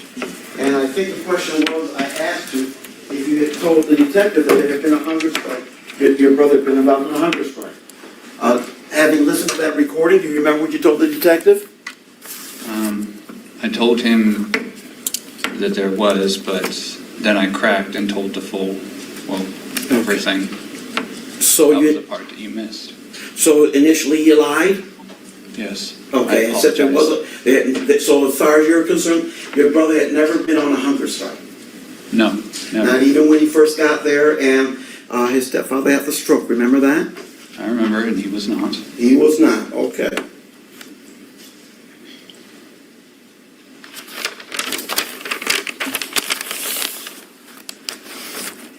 Do you remember telling the detective that your brother could walk? And that he was never there was never anything major wrong with him? I do not remember that, no, but... Okay. Did you remember telling the detective that your brother was looking around and didn't talk when he was in the tub? No. Oh, one of the things we talked about cold baths and ice baths. You showed the detective how much ice was in that those ice. Where did the ice come from? The ice maker, there wasn't a lot.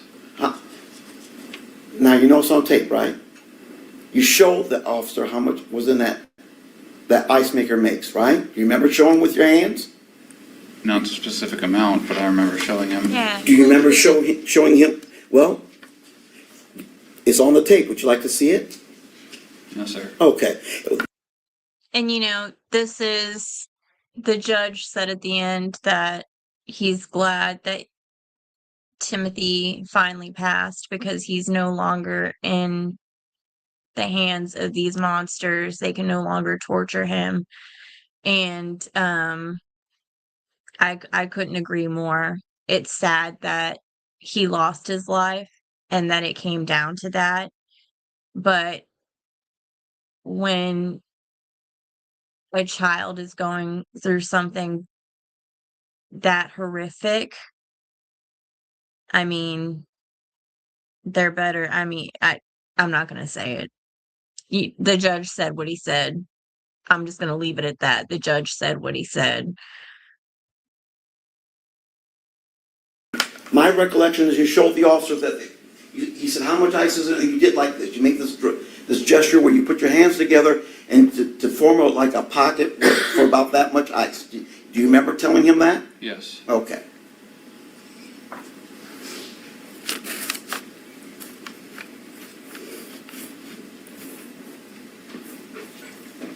All right. Why did you tell, what was the original story you told the police as to why Timothy slept in that room? What did you all call it? The spare room? The closet? The small room? The small room. What was do you remember the original story you told them? That he wanted to be in there? Okay. And you told them that, and didn't you also tell them that because Timothy was taking things apart, his bed was not safe to sleep on, and they weren't because he'd taken loose the bolts and screws? Yes. We saw the bed. It was perfectly fine. Other than the room being messy, it was perfectly fine. And I'm sure it was messy because of them. Poor kid couldn't do anything. He didn't have the strength to do anything. I'm sure he was If he was tearing shit apart, it was probably because he was angry as hell. I'd be angry. And you told him that as well, correct? Oh, well, hello, Katie. Good to see you. It has been so long. Hello, Sleuthy sweetheart. I'm glad that you recovered from what awful experiences you endured. Thank you so much, Sensei. Yeah, it was definitely a time. It was definitely a time in my life, but I got through it and I'm okay, so that's all that matters.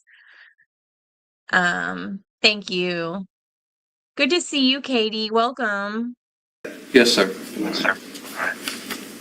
You told him that originally the small room had a mattress, but he ripped it. So we had to take it out of there. You remember telling him that? Yes. You remember telling him he would sneak out. He would move around the house, not just for food, but sneak out to the garage and other places in the house. Do you remember telling them that? Yes. He kept shredding the plastic covers, so we had to switch to tarp. Remember that? Yes. Oh, you know what? Where's it at? A bullshit? A bullshit? A bullshit. A bullshit. My detector test determined that was a lie. I don't believe none of that. Okay.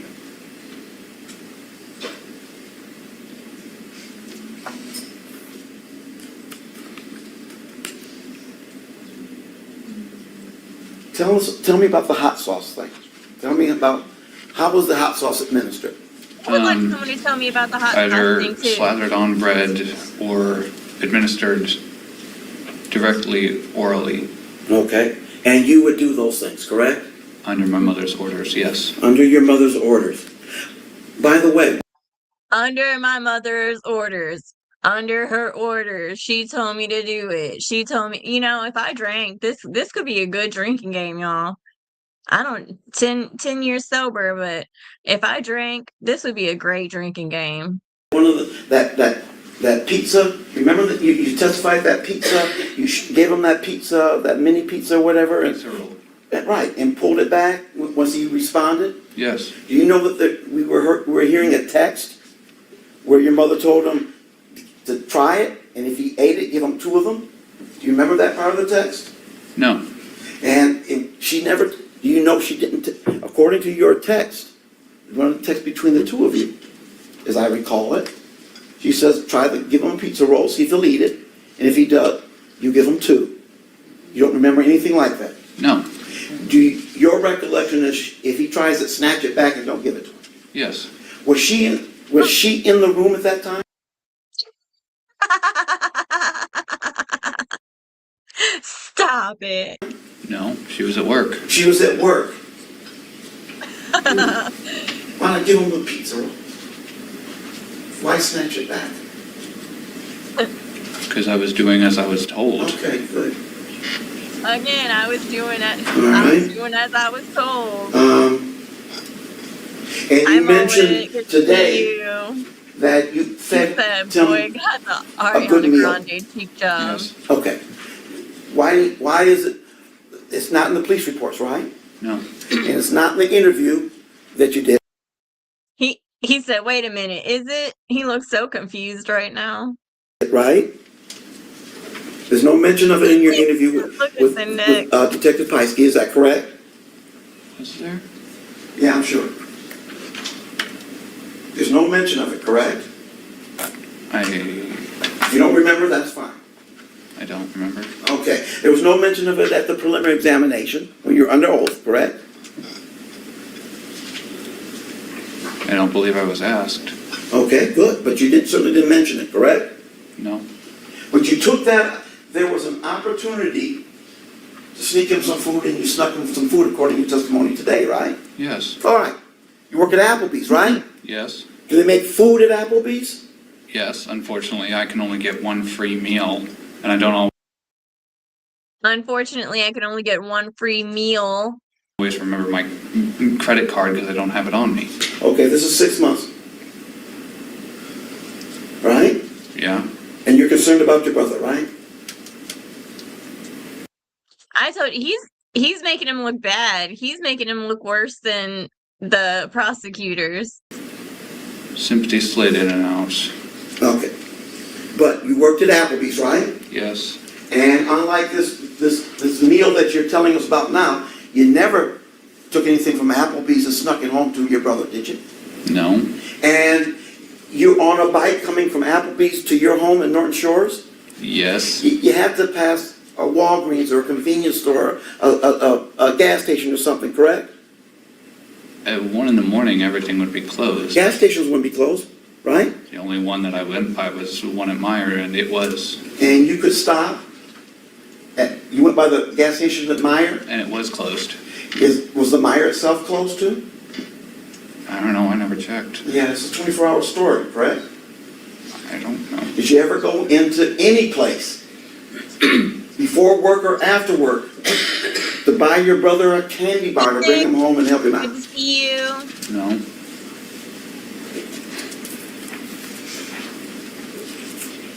You kept saying during the text, you kept saying, young man, that you were under the impression that what Timothy was going through was an act. Do you remember that? Because I was convinced by my mother. Okay. You thought it was an act, correct? A bullshit? A bullshit? A bullshit? A bullshit? Yes. You thought he was faking it, correct? Yes. The seizures, you thought that was an act? Yes. The shaking, you thought that was an act? Yes, I wasn't there when some of that occurred. The trembling, that was an act? Did he cry when you had him crouched like that? When you had him do that back thing against the wall, did he cry? Not cry, he complained. Did he cry when you had him stand up for hours against the wall? Did he cry? No, that's Okay. what I remember of. You don't remember any crying, any complaining, do you? No. Okay. When you cuff him, did he cry? No. You said he would close, well, it's been said, you haven't said. He would close the loop on those cuffs and make them tighter on his own wrists. Is that your recollection? Yes. You didn't do that, right? No. Did he cry when that happened? He complained about it, and that was how I knew. Okay.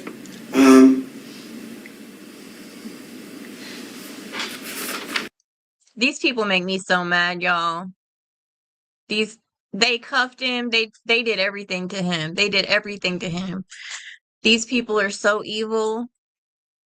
That boy didn't do any. And Shonda, to this day, her 2 new hearings, she's still blaming everything on Timothy, saying that he did all this to himself. I can't believe it. Like, I don't understand. I'm back. Duty calls when you got hair to braid. Absolutely. Welcome back. I don't know if you were here when we switched over, but now we got defense questioning him. There were numbers of monitors in that house, right? Video Yes. monitors? Yes. But they weren't all for Timothy, is that correct? There was one that was in G's room because, according to Shonda, he had a tendency to remove all of his clothes and wander around in his room like that. But that's when he was 2, right? He's older than that at this point, isn't he? Yeah. Every 2-year-old does that. He's older now. I like I said before, I don't think, hi Vic, I don't think the boy had clothes. I don't think that he had any clothes. That was what I was told. It was what I believed. But there's monitors in the entire house, correct? Yes. And what were you told was the purpose of the monitors? Other than the one in G's room, she hadn't told the purpose. I just knew that she was monitoring Timothy. Okay. Let's switch up a little bit, talk about something else. Tell me about your mom a little bit. What do you know about her? How far has she gone in school? She's graduated from law school, second in her class. Yeah. Were you impressed by that? Isn't that crazy? She graduated from law school, second in her class. She passed the bar. She's not. Yeah. Yeah. She's worked. Did you know she was the judge's clerk? That's what She wasn't struggling. She's just evil. it was called. Okay, that's what it was. Yeah, Both I was here trying to figure out what the name was. That's fine. Both here and in Nuevo? Yeah. Okay. And Yeah. was she that's doing other so things evil. Professionally? Was she studying or anything at say during May to July or February to July 2022? Was she studying or writing books or? No. Okay. There were all right. times when she'd do law school through the service dog's eyes for her YouTube channel. Okay. Do you know she was tutoring other law students? No. Okay. During that time, Adam Ferguson? Vander Ark. Vander Ark, I'm sorry. Vander Ark, I should have figured that out, right? Adam Vander Ark, her husband, had a stroke, is that correct? In January, yes. Was he working prior to that? Yes. Okay. And you're also aware, so he's not working once he has a stroke, is that correct? Yes. Okay. So who's Yeah, so we know about the stepdad and him having the stroke, but what about the real, where are these kids' real dad? Where's the real dad? Christina, that's what I'm wondering. And if so, how? And also, what gave her husband a stroke? I'm starting to see a pattern here. Oh my Lord, don't make me go on a side quest. I'm about to go on a side quest after this and look some stuff up. providing for the family as far as you know? Me and her. You and her. Cool. So you're working. Yes, sir. Okay. And so the two of you are providing for that household, correct? Right? Yes. And the house, how old are you now? 21. And you were 19 back then? Sort of close, somewhere around there? Somewhere around there, Okay, yes. cool. All right. So she's providing the household with your assistance. Yes. She has 2 children younger than you to provide Yes. for. Yes. Yes. She's homeschooling G as well, correct? Yes. Okay, so you have 2 kids at home being homeschooled, Yes. correct? She has her own issues, correct? I don't know. In terms of not being able to sleep, that sort of thing? Insomnia, did you know about that? No. She didn't share that with you? No. There was a She lot. was she's hypoglycemic. Okay. All right. All right. So there's a lot going on with her at this point in her life, isn't there? Yes. We're halfway through this and then we're done, guys. And you're not just babysitting, she's relying upon you to watch the kids, is that correct? When she's at work, you watch the kids. When you're at work, she watches the kid, correct? I suppose you could think of it like that. Even with the video monitor, she depends upon you to watch the 2 younger ones, correct? Yes. And in that circumstance, she would come to rely on, not everything can be seen on a camera, correct? Yes. So she would rely on information that you provide for her in addition to whatever she can see on the camera, is that correct? Yes. And she would be also at work, right? Yes. Working for a judge, right? Yes. So presumably kind of busy, right? Yes. Assume? Okay. Did you ever bring work home? That you know of? Not that I remember of, no. Okay. She'd tell me some of what went on in court at times. Okay. And there were pets? Yes. Okay. These are big dogs, right? Yes. What type of dogs were they? When how do I put this? By the time all of this transpired, we only had Sharma and Piper, but Piper was living with my step-grandparents. Yeah, but these are, what are they, Great Danes or Greyhounds? Great Dane and Piper was in Newfoundland. Okay. All Okay. We saw, I'll strike that, that's not relevant. Okay. Let's go back to the interview with Detective Pieskey, if we would. Do you remember telling Detective Pieskey we weren't neglecting him, and even if we were, it wasn't intentional? Somewhat. You remember that? Yes. That's true, isn't it? I'm sorry? My detective test determined that was a lie. That's true, isn't it? It wasn't intentional, was it?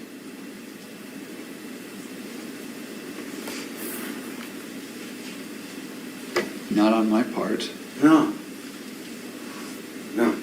You're putting this young man in the shower, right? Correct? And you gave him 3 showers, right? That you can remember? 3 baths? My mic was off. Yes. Okay. So you know what his body looked like at that time, correct? Yes. And this happened, well, the one was, what, 3 weeks before he passed away? The one in June with that picture that you took it? Exactly, that's what I said. He knew exactly what he looked like.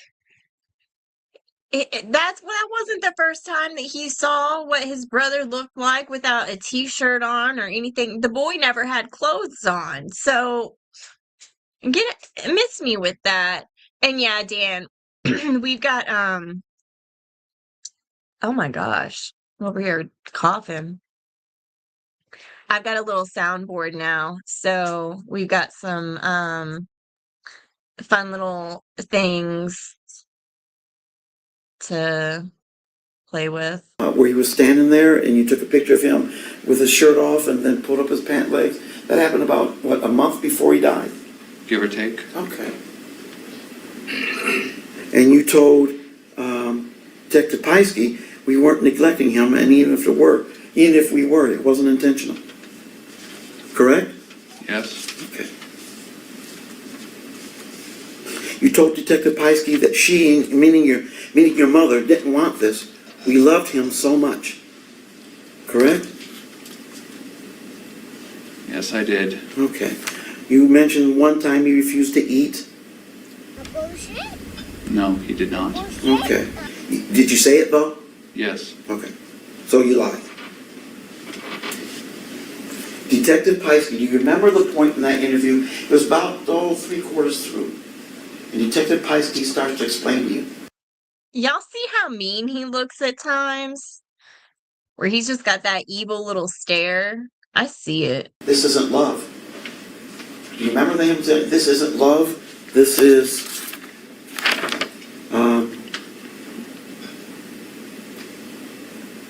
I remember. Yes. Yeah. Used words like disgusting and, okay, that sort of thing. Remember that? Yes. Why does he have to tell you that? Did you not know that? He shouldn't have had to. No, he shouldn't have had to. But before he died, when your brother passed away, did you expect that? Or were you surprised? I was surprised, shocked.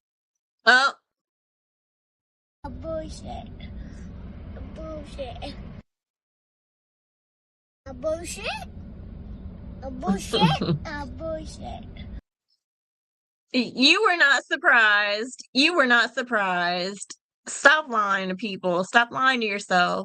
Shocked, horrified. How about your mom when she was in that room? We had that on video a little bit. Do you remember how she responded to that? My favorite thing. No. Let's see, trying to cover it up. Do you remember her crying? Crying? No.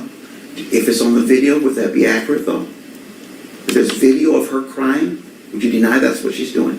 No. But you just didn't see it, right? Do you remember how frantic she was?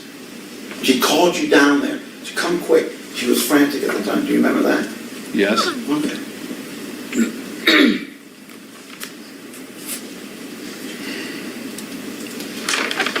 You told the Detective Pieskey that your brother Tim would force himself to throw up. Do you remember saying that? Yes.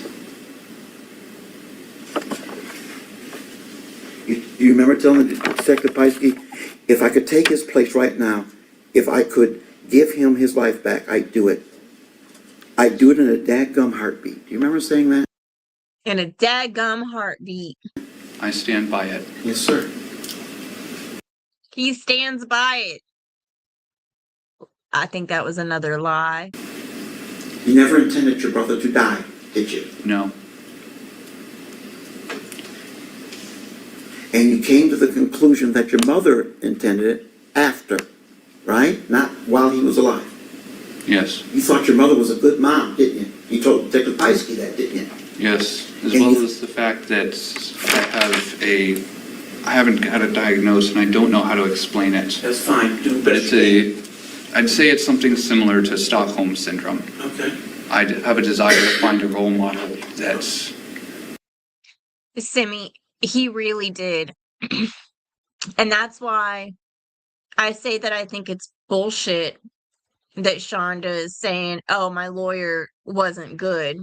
I think her lawyer did a great job and did the best that he could under the circumstances that he was given. You know, like, what more could he do with this case? Due to my own low self-esteem, I would do anything to make proud of me. Okay. And that's not an excuse, I know. But I feel like I'm glad that I was at least able to realize it so I can correct it. Okay. While he was alive, in one of the texts, your mother asked you, should we be worried? Paul, I think they just said that he's 20 something, 22, and he was 19 at the time. Something like that. Her lawyer did a great job. I agree. This life all these kids knew. Yeah. This life is all. Yep. Should we be worried about him? Is he okay? And you say no. Do you remember that? No. That he's My okay? dog is like begging for In my the text it attention. says, the text were to say so, do you have any problem with, you've seen the text, you helped write them, correct? Yes. So if it's in the text, and we saw in the text, as far as you know, nothing's been changed in those texts, correct? Yes. So if we can point out in the text where you say that, you're not disagreeing with that, correct? No. Do you remember the time when you asked her, we should be feeding him, he's too thin, and she says, give him a little something, and then you just keep going on after that, back to the old routine? You remember that? You remember after you text, it's likely true. you send him that text with his shirt off and his pants leg pulled up, and you say, Mom, you need to feed this guy, something to that effect, right? Yes. And she says, okay, give him something. She gives, I forget what it was. Bread. Okay. Just bread. Okay. And then after that, did anything change? No. Okay. Because I was too afraid to put my foot down. You're too afraid? A minute ago, you just want her to be Man. your father. Now, I gotta keep this bullshit button on hand. Jesus. Are you afraid? Reasons. And I'm not trying to excuse my own actions. well, yes, you are. Yes, you are. Let me ask Exactly. Yes, you are. You stop it. Stop. you this. Let me ask you this. Do you have a cell phone? Yes.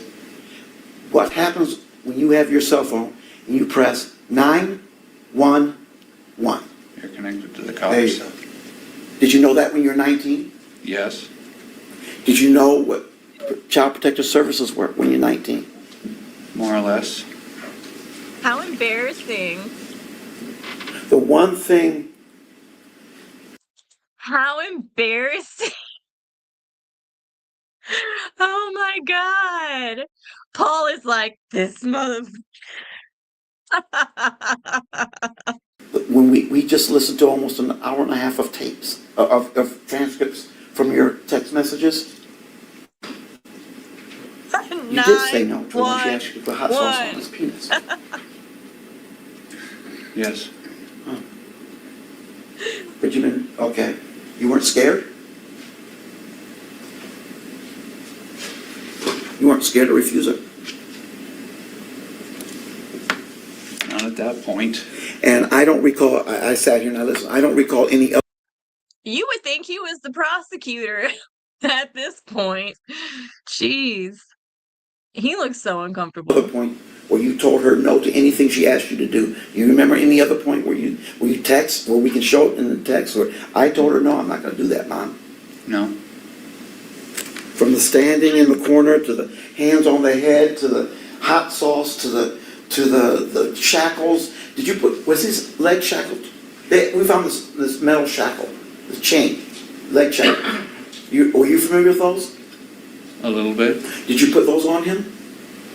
When I was directed to. When you were directed to? How many times were you directed And to? I was directed to, oh my Quite a God, few. enough. Would you be surprised to know that there is no text where you even Right? discuss the Me too, leg shit. shackles, much less putting them on him? Would you be Put him surprised by on that? speed dial. Very. Do you remember, Yeah, no, look at that mean ass face. Look at him.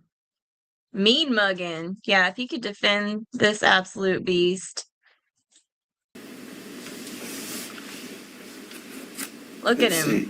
Grinding his teeth, boy. He's mad. Did you remember saying, oh, wait a minute.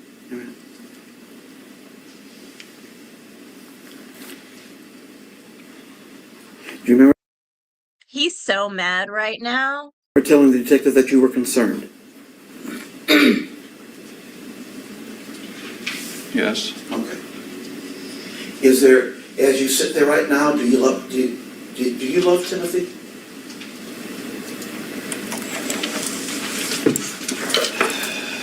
Are you going to answer? I suppose I didn't love him enough. No, It's that's why not- I'm trying to bring justice for him. Just a moment. I don't know. But can I say that I loved him during the time You loved before him? his death? Yes. Did you love him before his death? With all the ways I acted, I cannot. Okay. Let me Unfortunately. ask you this. When did you start feeling this way? While he was alive or after you found out that the way he was being What a piece of shit. What an absolute piece of shit. treated killed him? After? So while the time he was alive, did you think you were killing him? No. All lies. All lies. You told Detective Piesky that we didn't want this. We loved him so much. That was what I thought, but it's not true.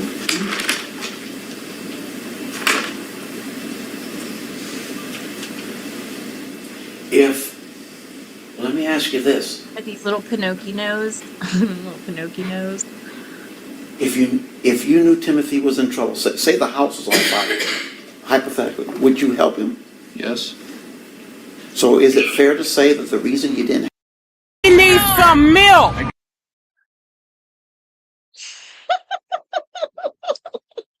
help him is because you didn't know he was in trouble? No. You knew he was in trouble. Now, I'm not talking about now, I'm talking about then. When you were living through this. You just said you didn't know you were killing him. So did you know you were killing him or not? No. So how could you save somebody you didn't know was in trouble? You can't. Okay.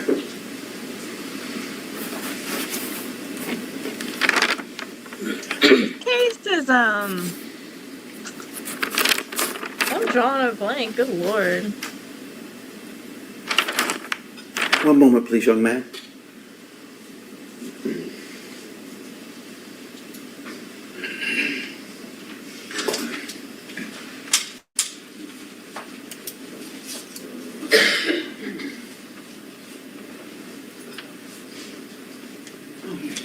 You mentioned, you think it was 18 minutes, about... This was in Michigan. Let me see. Christina certainly has that vibe. The judge is right about Paul. He's borderline psychopath. Yeah. Christina, you wondering where he's, because he had that thought earlier. Dan, you caught that? Yeah, so this happened in Michigan. 18 minutes before you called the police when you found Timothy, is that correct? Yes. That's Why did you think it was 18 minutes? Somebody tell you that?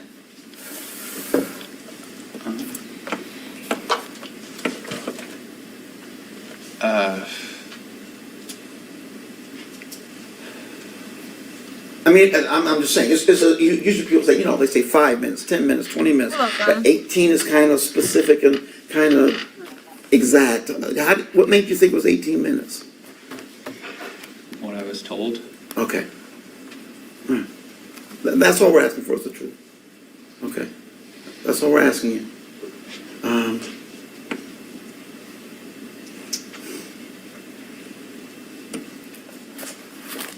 Thank you. I have no further questions. Mr. Roberts, any redirect?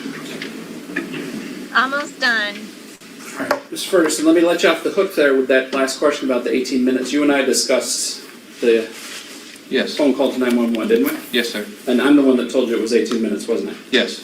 Do you have any reason to doubt that it was 18 minutes or so before you called 911? Not at all. You recalled the time actually taking place, though. You recall it actually happening, correct? Yes. And at one point during that, did you before you called, did you say to your mother, I think we should call 911, or Yes, should we sir, call I did. 911? And what was her response? No.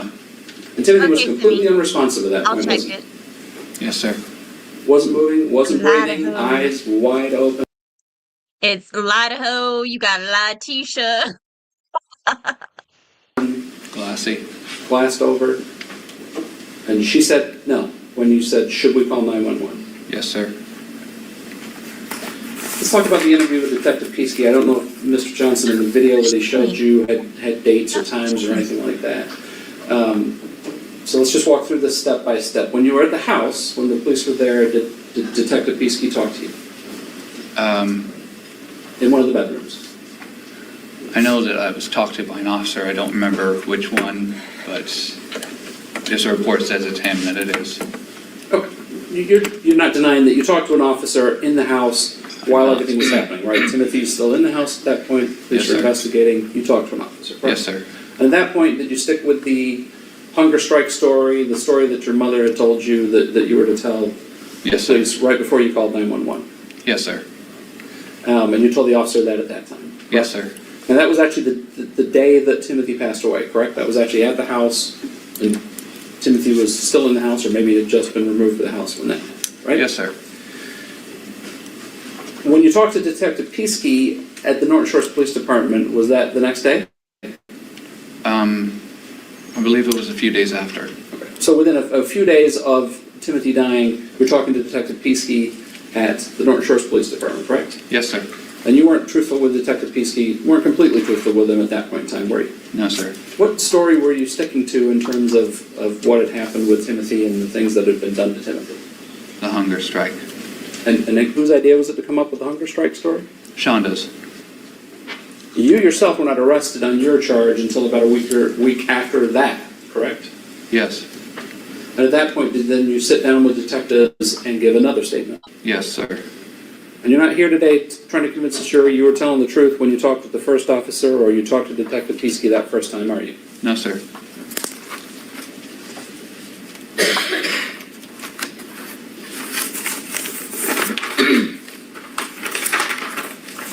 So, Mr. Johnson talked to you about your testimony about a deal being in place. I don't believe he had you read your testimony over or anything like that. What's your understanding of any agreement you have to testify today? That what I say cannot be used against me should I take this to trial, should I take my case to trial. And are you also hoping that you get some consideration if you were to plead guilty for sentencing consideration? I'm not asking for leniency, only a slight amount of mercy. But is it your understanding that I've agreed, that this office has agreed, that we'll tell the judge that you've cooperated, and that your hope is that you receive a sentencing benefit for that, right? Yes, sir. Has anything else been promised to you? No, sir. And Mr. Johnson didn't read you another deal where you talked about there's an agreement that you're not going to be charged with murder, is there? No. To your knowledge, could you still be charged with murder? Very much so. And nobody from the prosecutor's office or your attorney has told you? In my personal opinion, I believe that he should be accessory to murder. There's an agreement in place that you can testify to under oath that says you're not going to be charged with murder. There is not.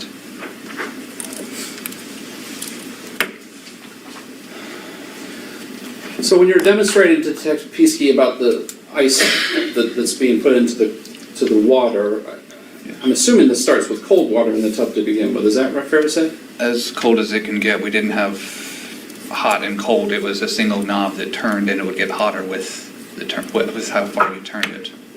So it's not like you were putting ice in a lukewarm drink to make it colder. You started with cold water and put ice in on top of that, correct? Yes. And could you have been underestimating how much ice you were putting in there if you were demonstrating? I don't know what this means, demonstrating with your hands, but... I could have very well been.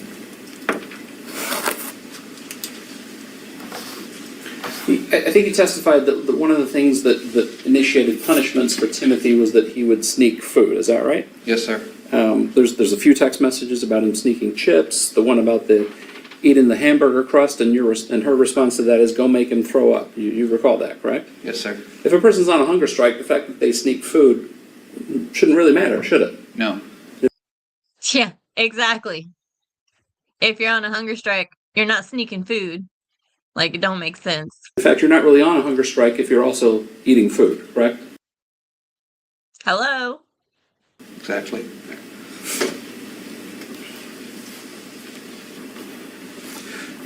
Let's talk about the pizza roll incident in the bathtub. Was Timothy in the bathtub, in the cold tub, when you did the thing with the pizza rolls? Yes, sir. Mr. Johnson asked you, and there may have been some confusion here because there are a lot of text messages, admittedly. But who was actually watching on the cameras while you were in the tub, while Timothy was in the tub and you were watching him? Shonda? And was she directing you what to do, both in text messages and through the camera? Yes, sir. And whose idea was it to warm up the pizza roll and hold it in front of him and then pull it away before he tries to eat it? Shonda's.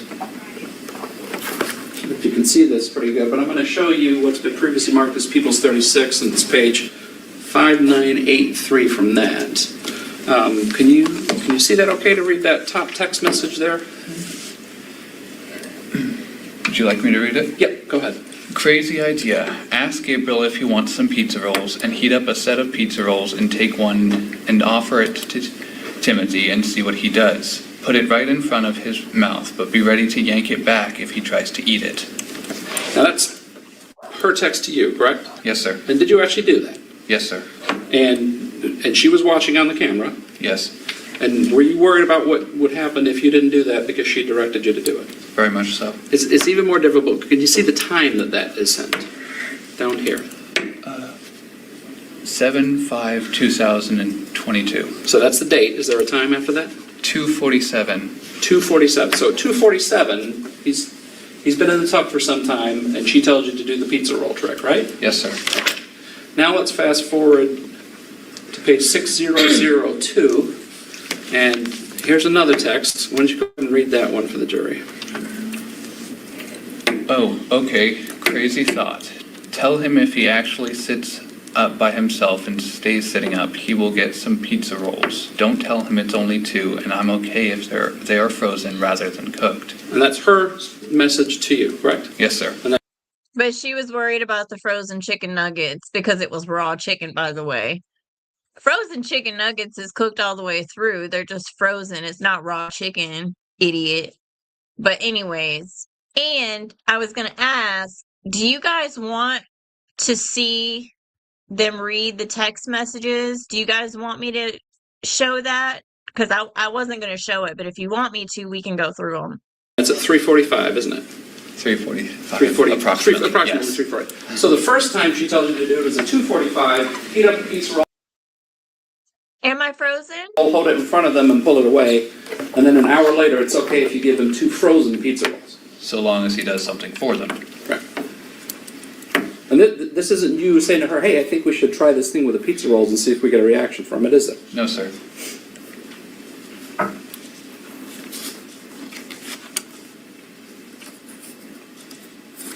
Mr. Johnson was asking you about your, and there are a lot of references between Am I still? No, you have not frozen at all. Okay. Good. the two of you about, oh, this is just an act on his part. He's acting. See how fake it is. You wouldn't disagree that there's a lot of text messages back and forth between you two, is there? I would not. It goes without saying, but you are not Timothy's father. No. You are not Timothy's mother. No. Obviously. Have you ever raised a child before? No. Why were you so convinced that any of this was an act? Because she was his mother, and I suppose I believed that mothers know best. If you have the right ones, they do. Let's talk about your mom again, because Mr. Johnson brought up a number of points which are really quite impressive in all candor. Your mom graduated second in her class from law school, didn't she? Yes, sir. Your mom passed the bar exam with a score of like 182 out of 200, right? Yes, sir. And she was very proud of those accomplishments, wasn't she? Very much so. As she was should be. high at the time. Very high scores, very high intelligence. But she also has some health issues, doesn't she? Yes, hypoglycemia, allergy-induced asthma, which I forgot to mention. My apologies. And but that's about all I know. Does she take some? Does she take some medication for that? She has a eucalyptus inhaler in the car, and the service dog, Sharma. It's not showing me that I'm frozen. You try to go back out and come back in, because it's showing fine on my screen. Oh, okay. That's weird. Huh. There was a glitch in the matrix. Gemini were to alert of. Did anything happen with the actual video? Do I need to go back at all, or is it good? Blood sugar drops. So you referenced Sharma. There's a lot of text messages about Sharma. That's the Great Dane that was living with you at the time. Is that correct? Yes, the puppy. And you referenced Gemini. That was the prior service dog that your mother had, correct? Yes, sir. They're both Great Danes. Yes, sir. Very large dogs. Yes, very. Did the dogs ever go without feeding? No. Normally, if their bowl was empty, we'd scoop more from a large container. I don't exactly know how to describe it. Was that in the kitchen? Yes. And the dogs. So the dogs got food whenever they wanted food, didn't they? Yes. Sharma, Gemini. What was the other one? Piper. Piper. Yes. Right. But Piper was actually living at your grandma and grandpa's house at the time Timothy passed away, correct? Yes. But the dogs never went without food. No. Now your mom needed service dogs to take care of her. So she had her service dogs, and they never went without food, and they were probably treated very well, but her child, and don't get me wrong, my dogs are my children. They are spoiled. I'm just saying, like, you couldn't do both. For health issues, correct? Yes. Well. Yeah, Dan, exactly. Exactly. Was it your understanding that your mom had these service animals because of the health issues that she had? Yes. And did she tell you she had these service animals for this health issues that she had? Yes, sir. She never said to you, I don't know why these 200-pound Great Danes are following me around all the time, did she? No. She understood, she demonstrated to you that she understood a need for some medical treatment for the conditions that she had, correct? Yes. Aw. Well, thank you, Christina. Yeah, they're great people around here. I appreciate all of you guys. And thank you for being here. Mr. Johnson was asking you whether or not you intended, and then he used those words directly, to neglect. He used those two words specifically, that you intended to neglect your brother Timothy. Do you recall those questions? Yes, sir. And I think that was tied back in again to the interview with one of the interviews, or maybe the interview with Detective Piesky, where you said it wasn't your intention to neglect Timothy, correct? Yeah. Yes, sir. There wasn't a plan in place between your mother and you to say, hey, I've got a great idea. Let's neglect Timothy, was there? You guys didn't sit down and discuss that ahead of time, did you? No, sir. You didn't plan it out and say, what we really need to do is neglect him so something happens to him. No, sir. Was there? No. But that's what happened to him, right? Yes, sir. Well, it wasn't meant to happen. It is what happened. That much can't be denied. In your mind, you would have not wanted, you didn't want Timothy to die. No. That's the simplest way. Not at all. You did not want Timothy to die. And did you believe that what your mother had told you about, oh, this is all an act and this is all faking? Yes, sir. And you hadn't had any training, hadn't tried to raise a child, hadn't been responsible for a child's medical care, any of those things, did you? Not at all. Those were left to the woman who graduated second in her class in law school and passed the bar at 180. Simi, if it makes you feel any better, I'm new here too. Some of us have been together from the beginning, and some of us are new. We're growing together. But yeah. I appreciate all of you being here. Simi, I've known Stormy for a while. She just stopped going live. Yeah, I did. I stopped going live last year, and I'm finally back, and I'm glad. I feel like it's been going pretty good. Growing together. That's right. Absolutely. Too, and understood her need for service animals for her medical issues. That was her responsibility, wasn't it? Yes, sir, and I trusted her judgment. But at one point you were so concerned so as to send a picture of your brother because of his condition to her, right? Yes, sir. And after that, her response was given bread and then maybe some peanut butter, correct? Yes, sir. You have no reason to believe that she didn't see that photograph, did you? No. And you, looking at Timothy at that moment in time, thought, he is too thin. Yes, sir. We have got to feed him something, Mom. What do you think? And her response is give him some bread and then give him some bread with peanut butter. Right? Yes, sir. From that moment forward, did you continue with the hot sauce punishments on the bread, though, for him? You guys. Yes, sir. At whose direction? Yes. At whose direction? Oh, Shonda's. My apologies. That's okay. Well, of course it was under Shonda's direction. Who else's direction is it going to be under? Because he didn't do any of this by himself. Well, I knew you from the same circles, and you said you were going to start going live. Yeah. Oops. Yes.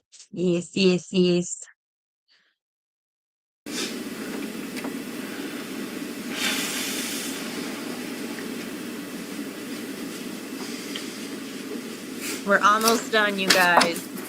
The end of this is kind of funny. First, you testified that you're the one who called the 911 dispatch. Is that correct? Yes, sir.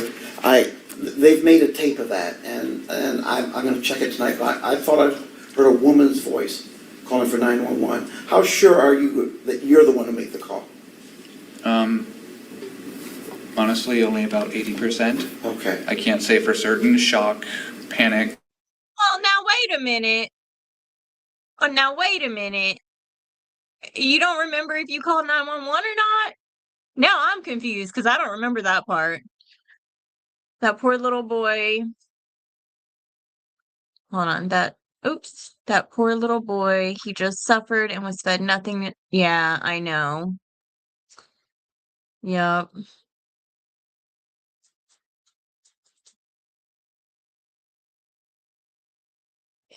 Right. It's hard. Okay. Thank you. I have no further questions. Maybe, yeah. Mr. Roberts, any follow-up? No. Right. Mr. Weaver, can you check with your jury questions? So we got some jury questions. And now, mind you, hold on, where's my mouse? Mind you, you remember how I had said I felt like maybe there was Paul had some issues, like maybe not, like he had some mental issues. And I wasn't making fun of him in any way, shape, or form. But here you go.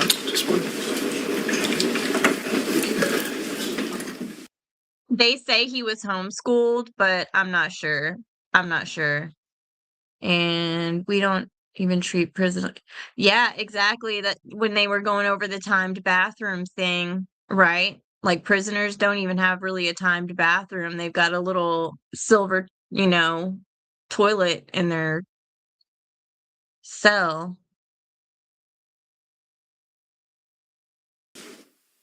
jury questions.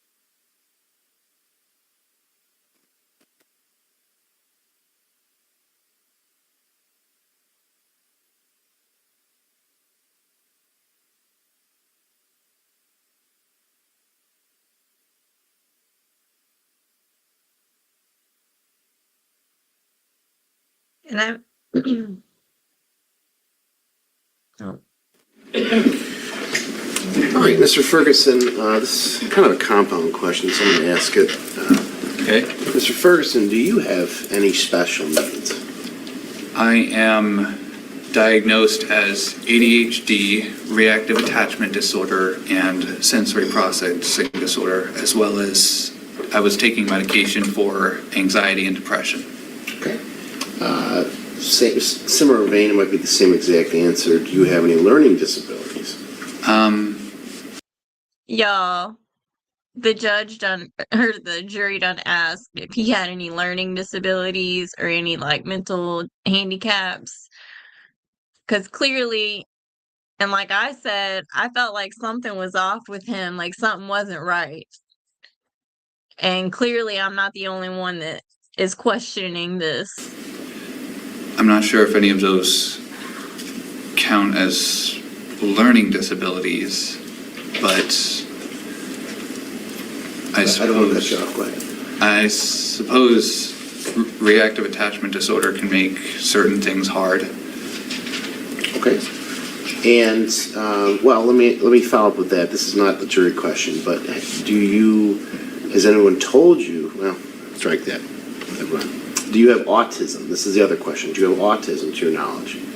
So, yeah, I had talked about this the other day that I feel like, hey, by all means, if you want to homeschool your kids, homeschool your kids. I don't think there's anything wrong with that. But people are taking advantage of it and they're using it as a way to hide them abusing their children. And if you are going to homeschool, I feel like there needs to be some kind of system in place where someone goes in and checks on the child, the schoolwork, and make sure that everything's okay. Because there's been too many situations in the last, few years that have been really bad. And surprise, homeschool. Not to my knowledge, not that I've been diagnosed with. And do you have any other emotional issues that you're aware of?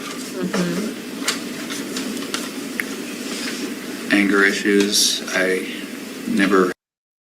Oh, anger issues. Well, you could definitely hear that in his voice when he was screaming at Timothy in that video. I've been good at controlling my anger. Never was truly taught well. Okay. Any follow-up to that, Mr. Roberts? Mr. Johnson? Mr. Ferguson, there's a door in your house with a dent in it. Is that one of your anger outbursts that you're talking about? Timothy was in the closet at that point during the night, per Shonda's request, and he had one of the vibration detectors strapped to his belt. And it cuts off there. I don't know why, but I don't think there's much more left to that anyways. I think that was it. So, has that lady been to court yet? The one that lived in Nevada, New Mexico, and the little girl that had the long brown. I'm not sure what case you're talking about. I'm not sure. I'll have to look into it and see, unless someone else knows. But they were caught on camera at the rental car. Oh, I don't know if I know. Oh, are you talking about Melody Buzzard? Are you talking about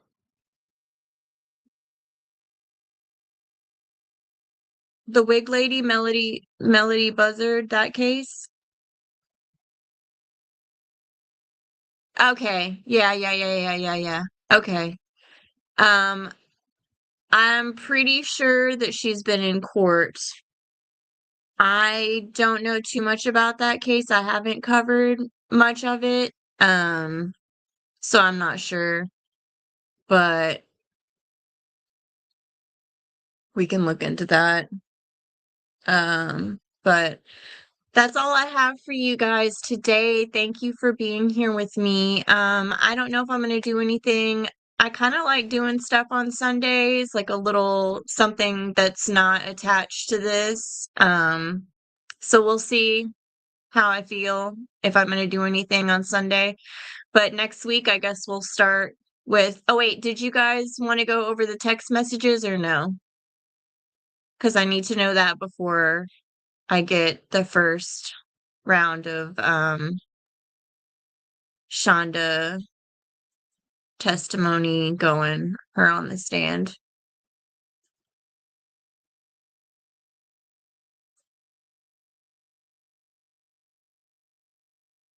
Okay.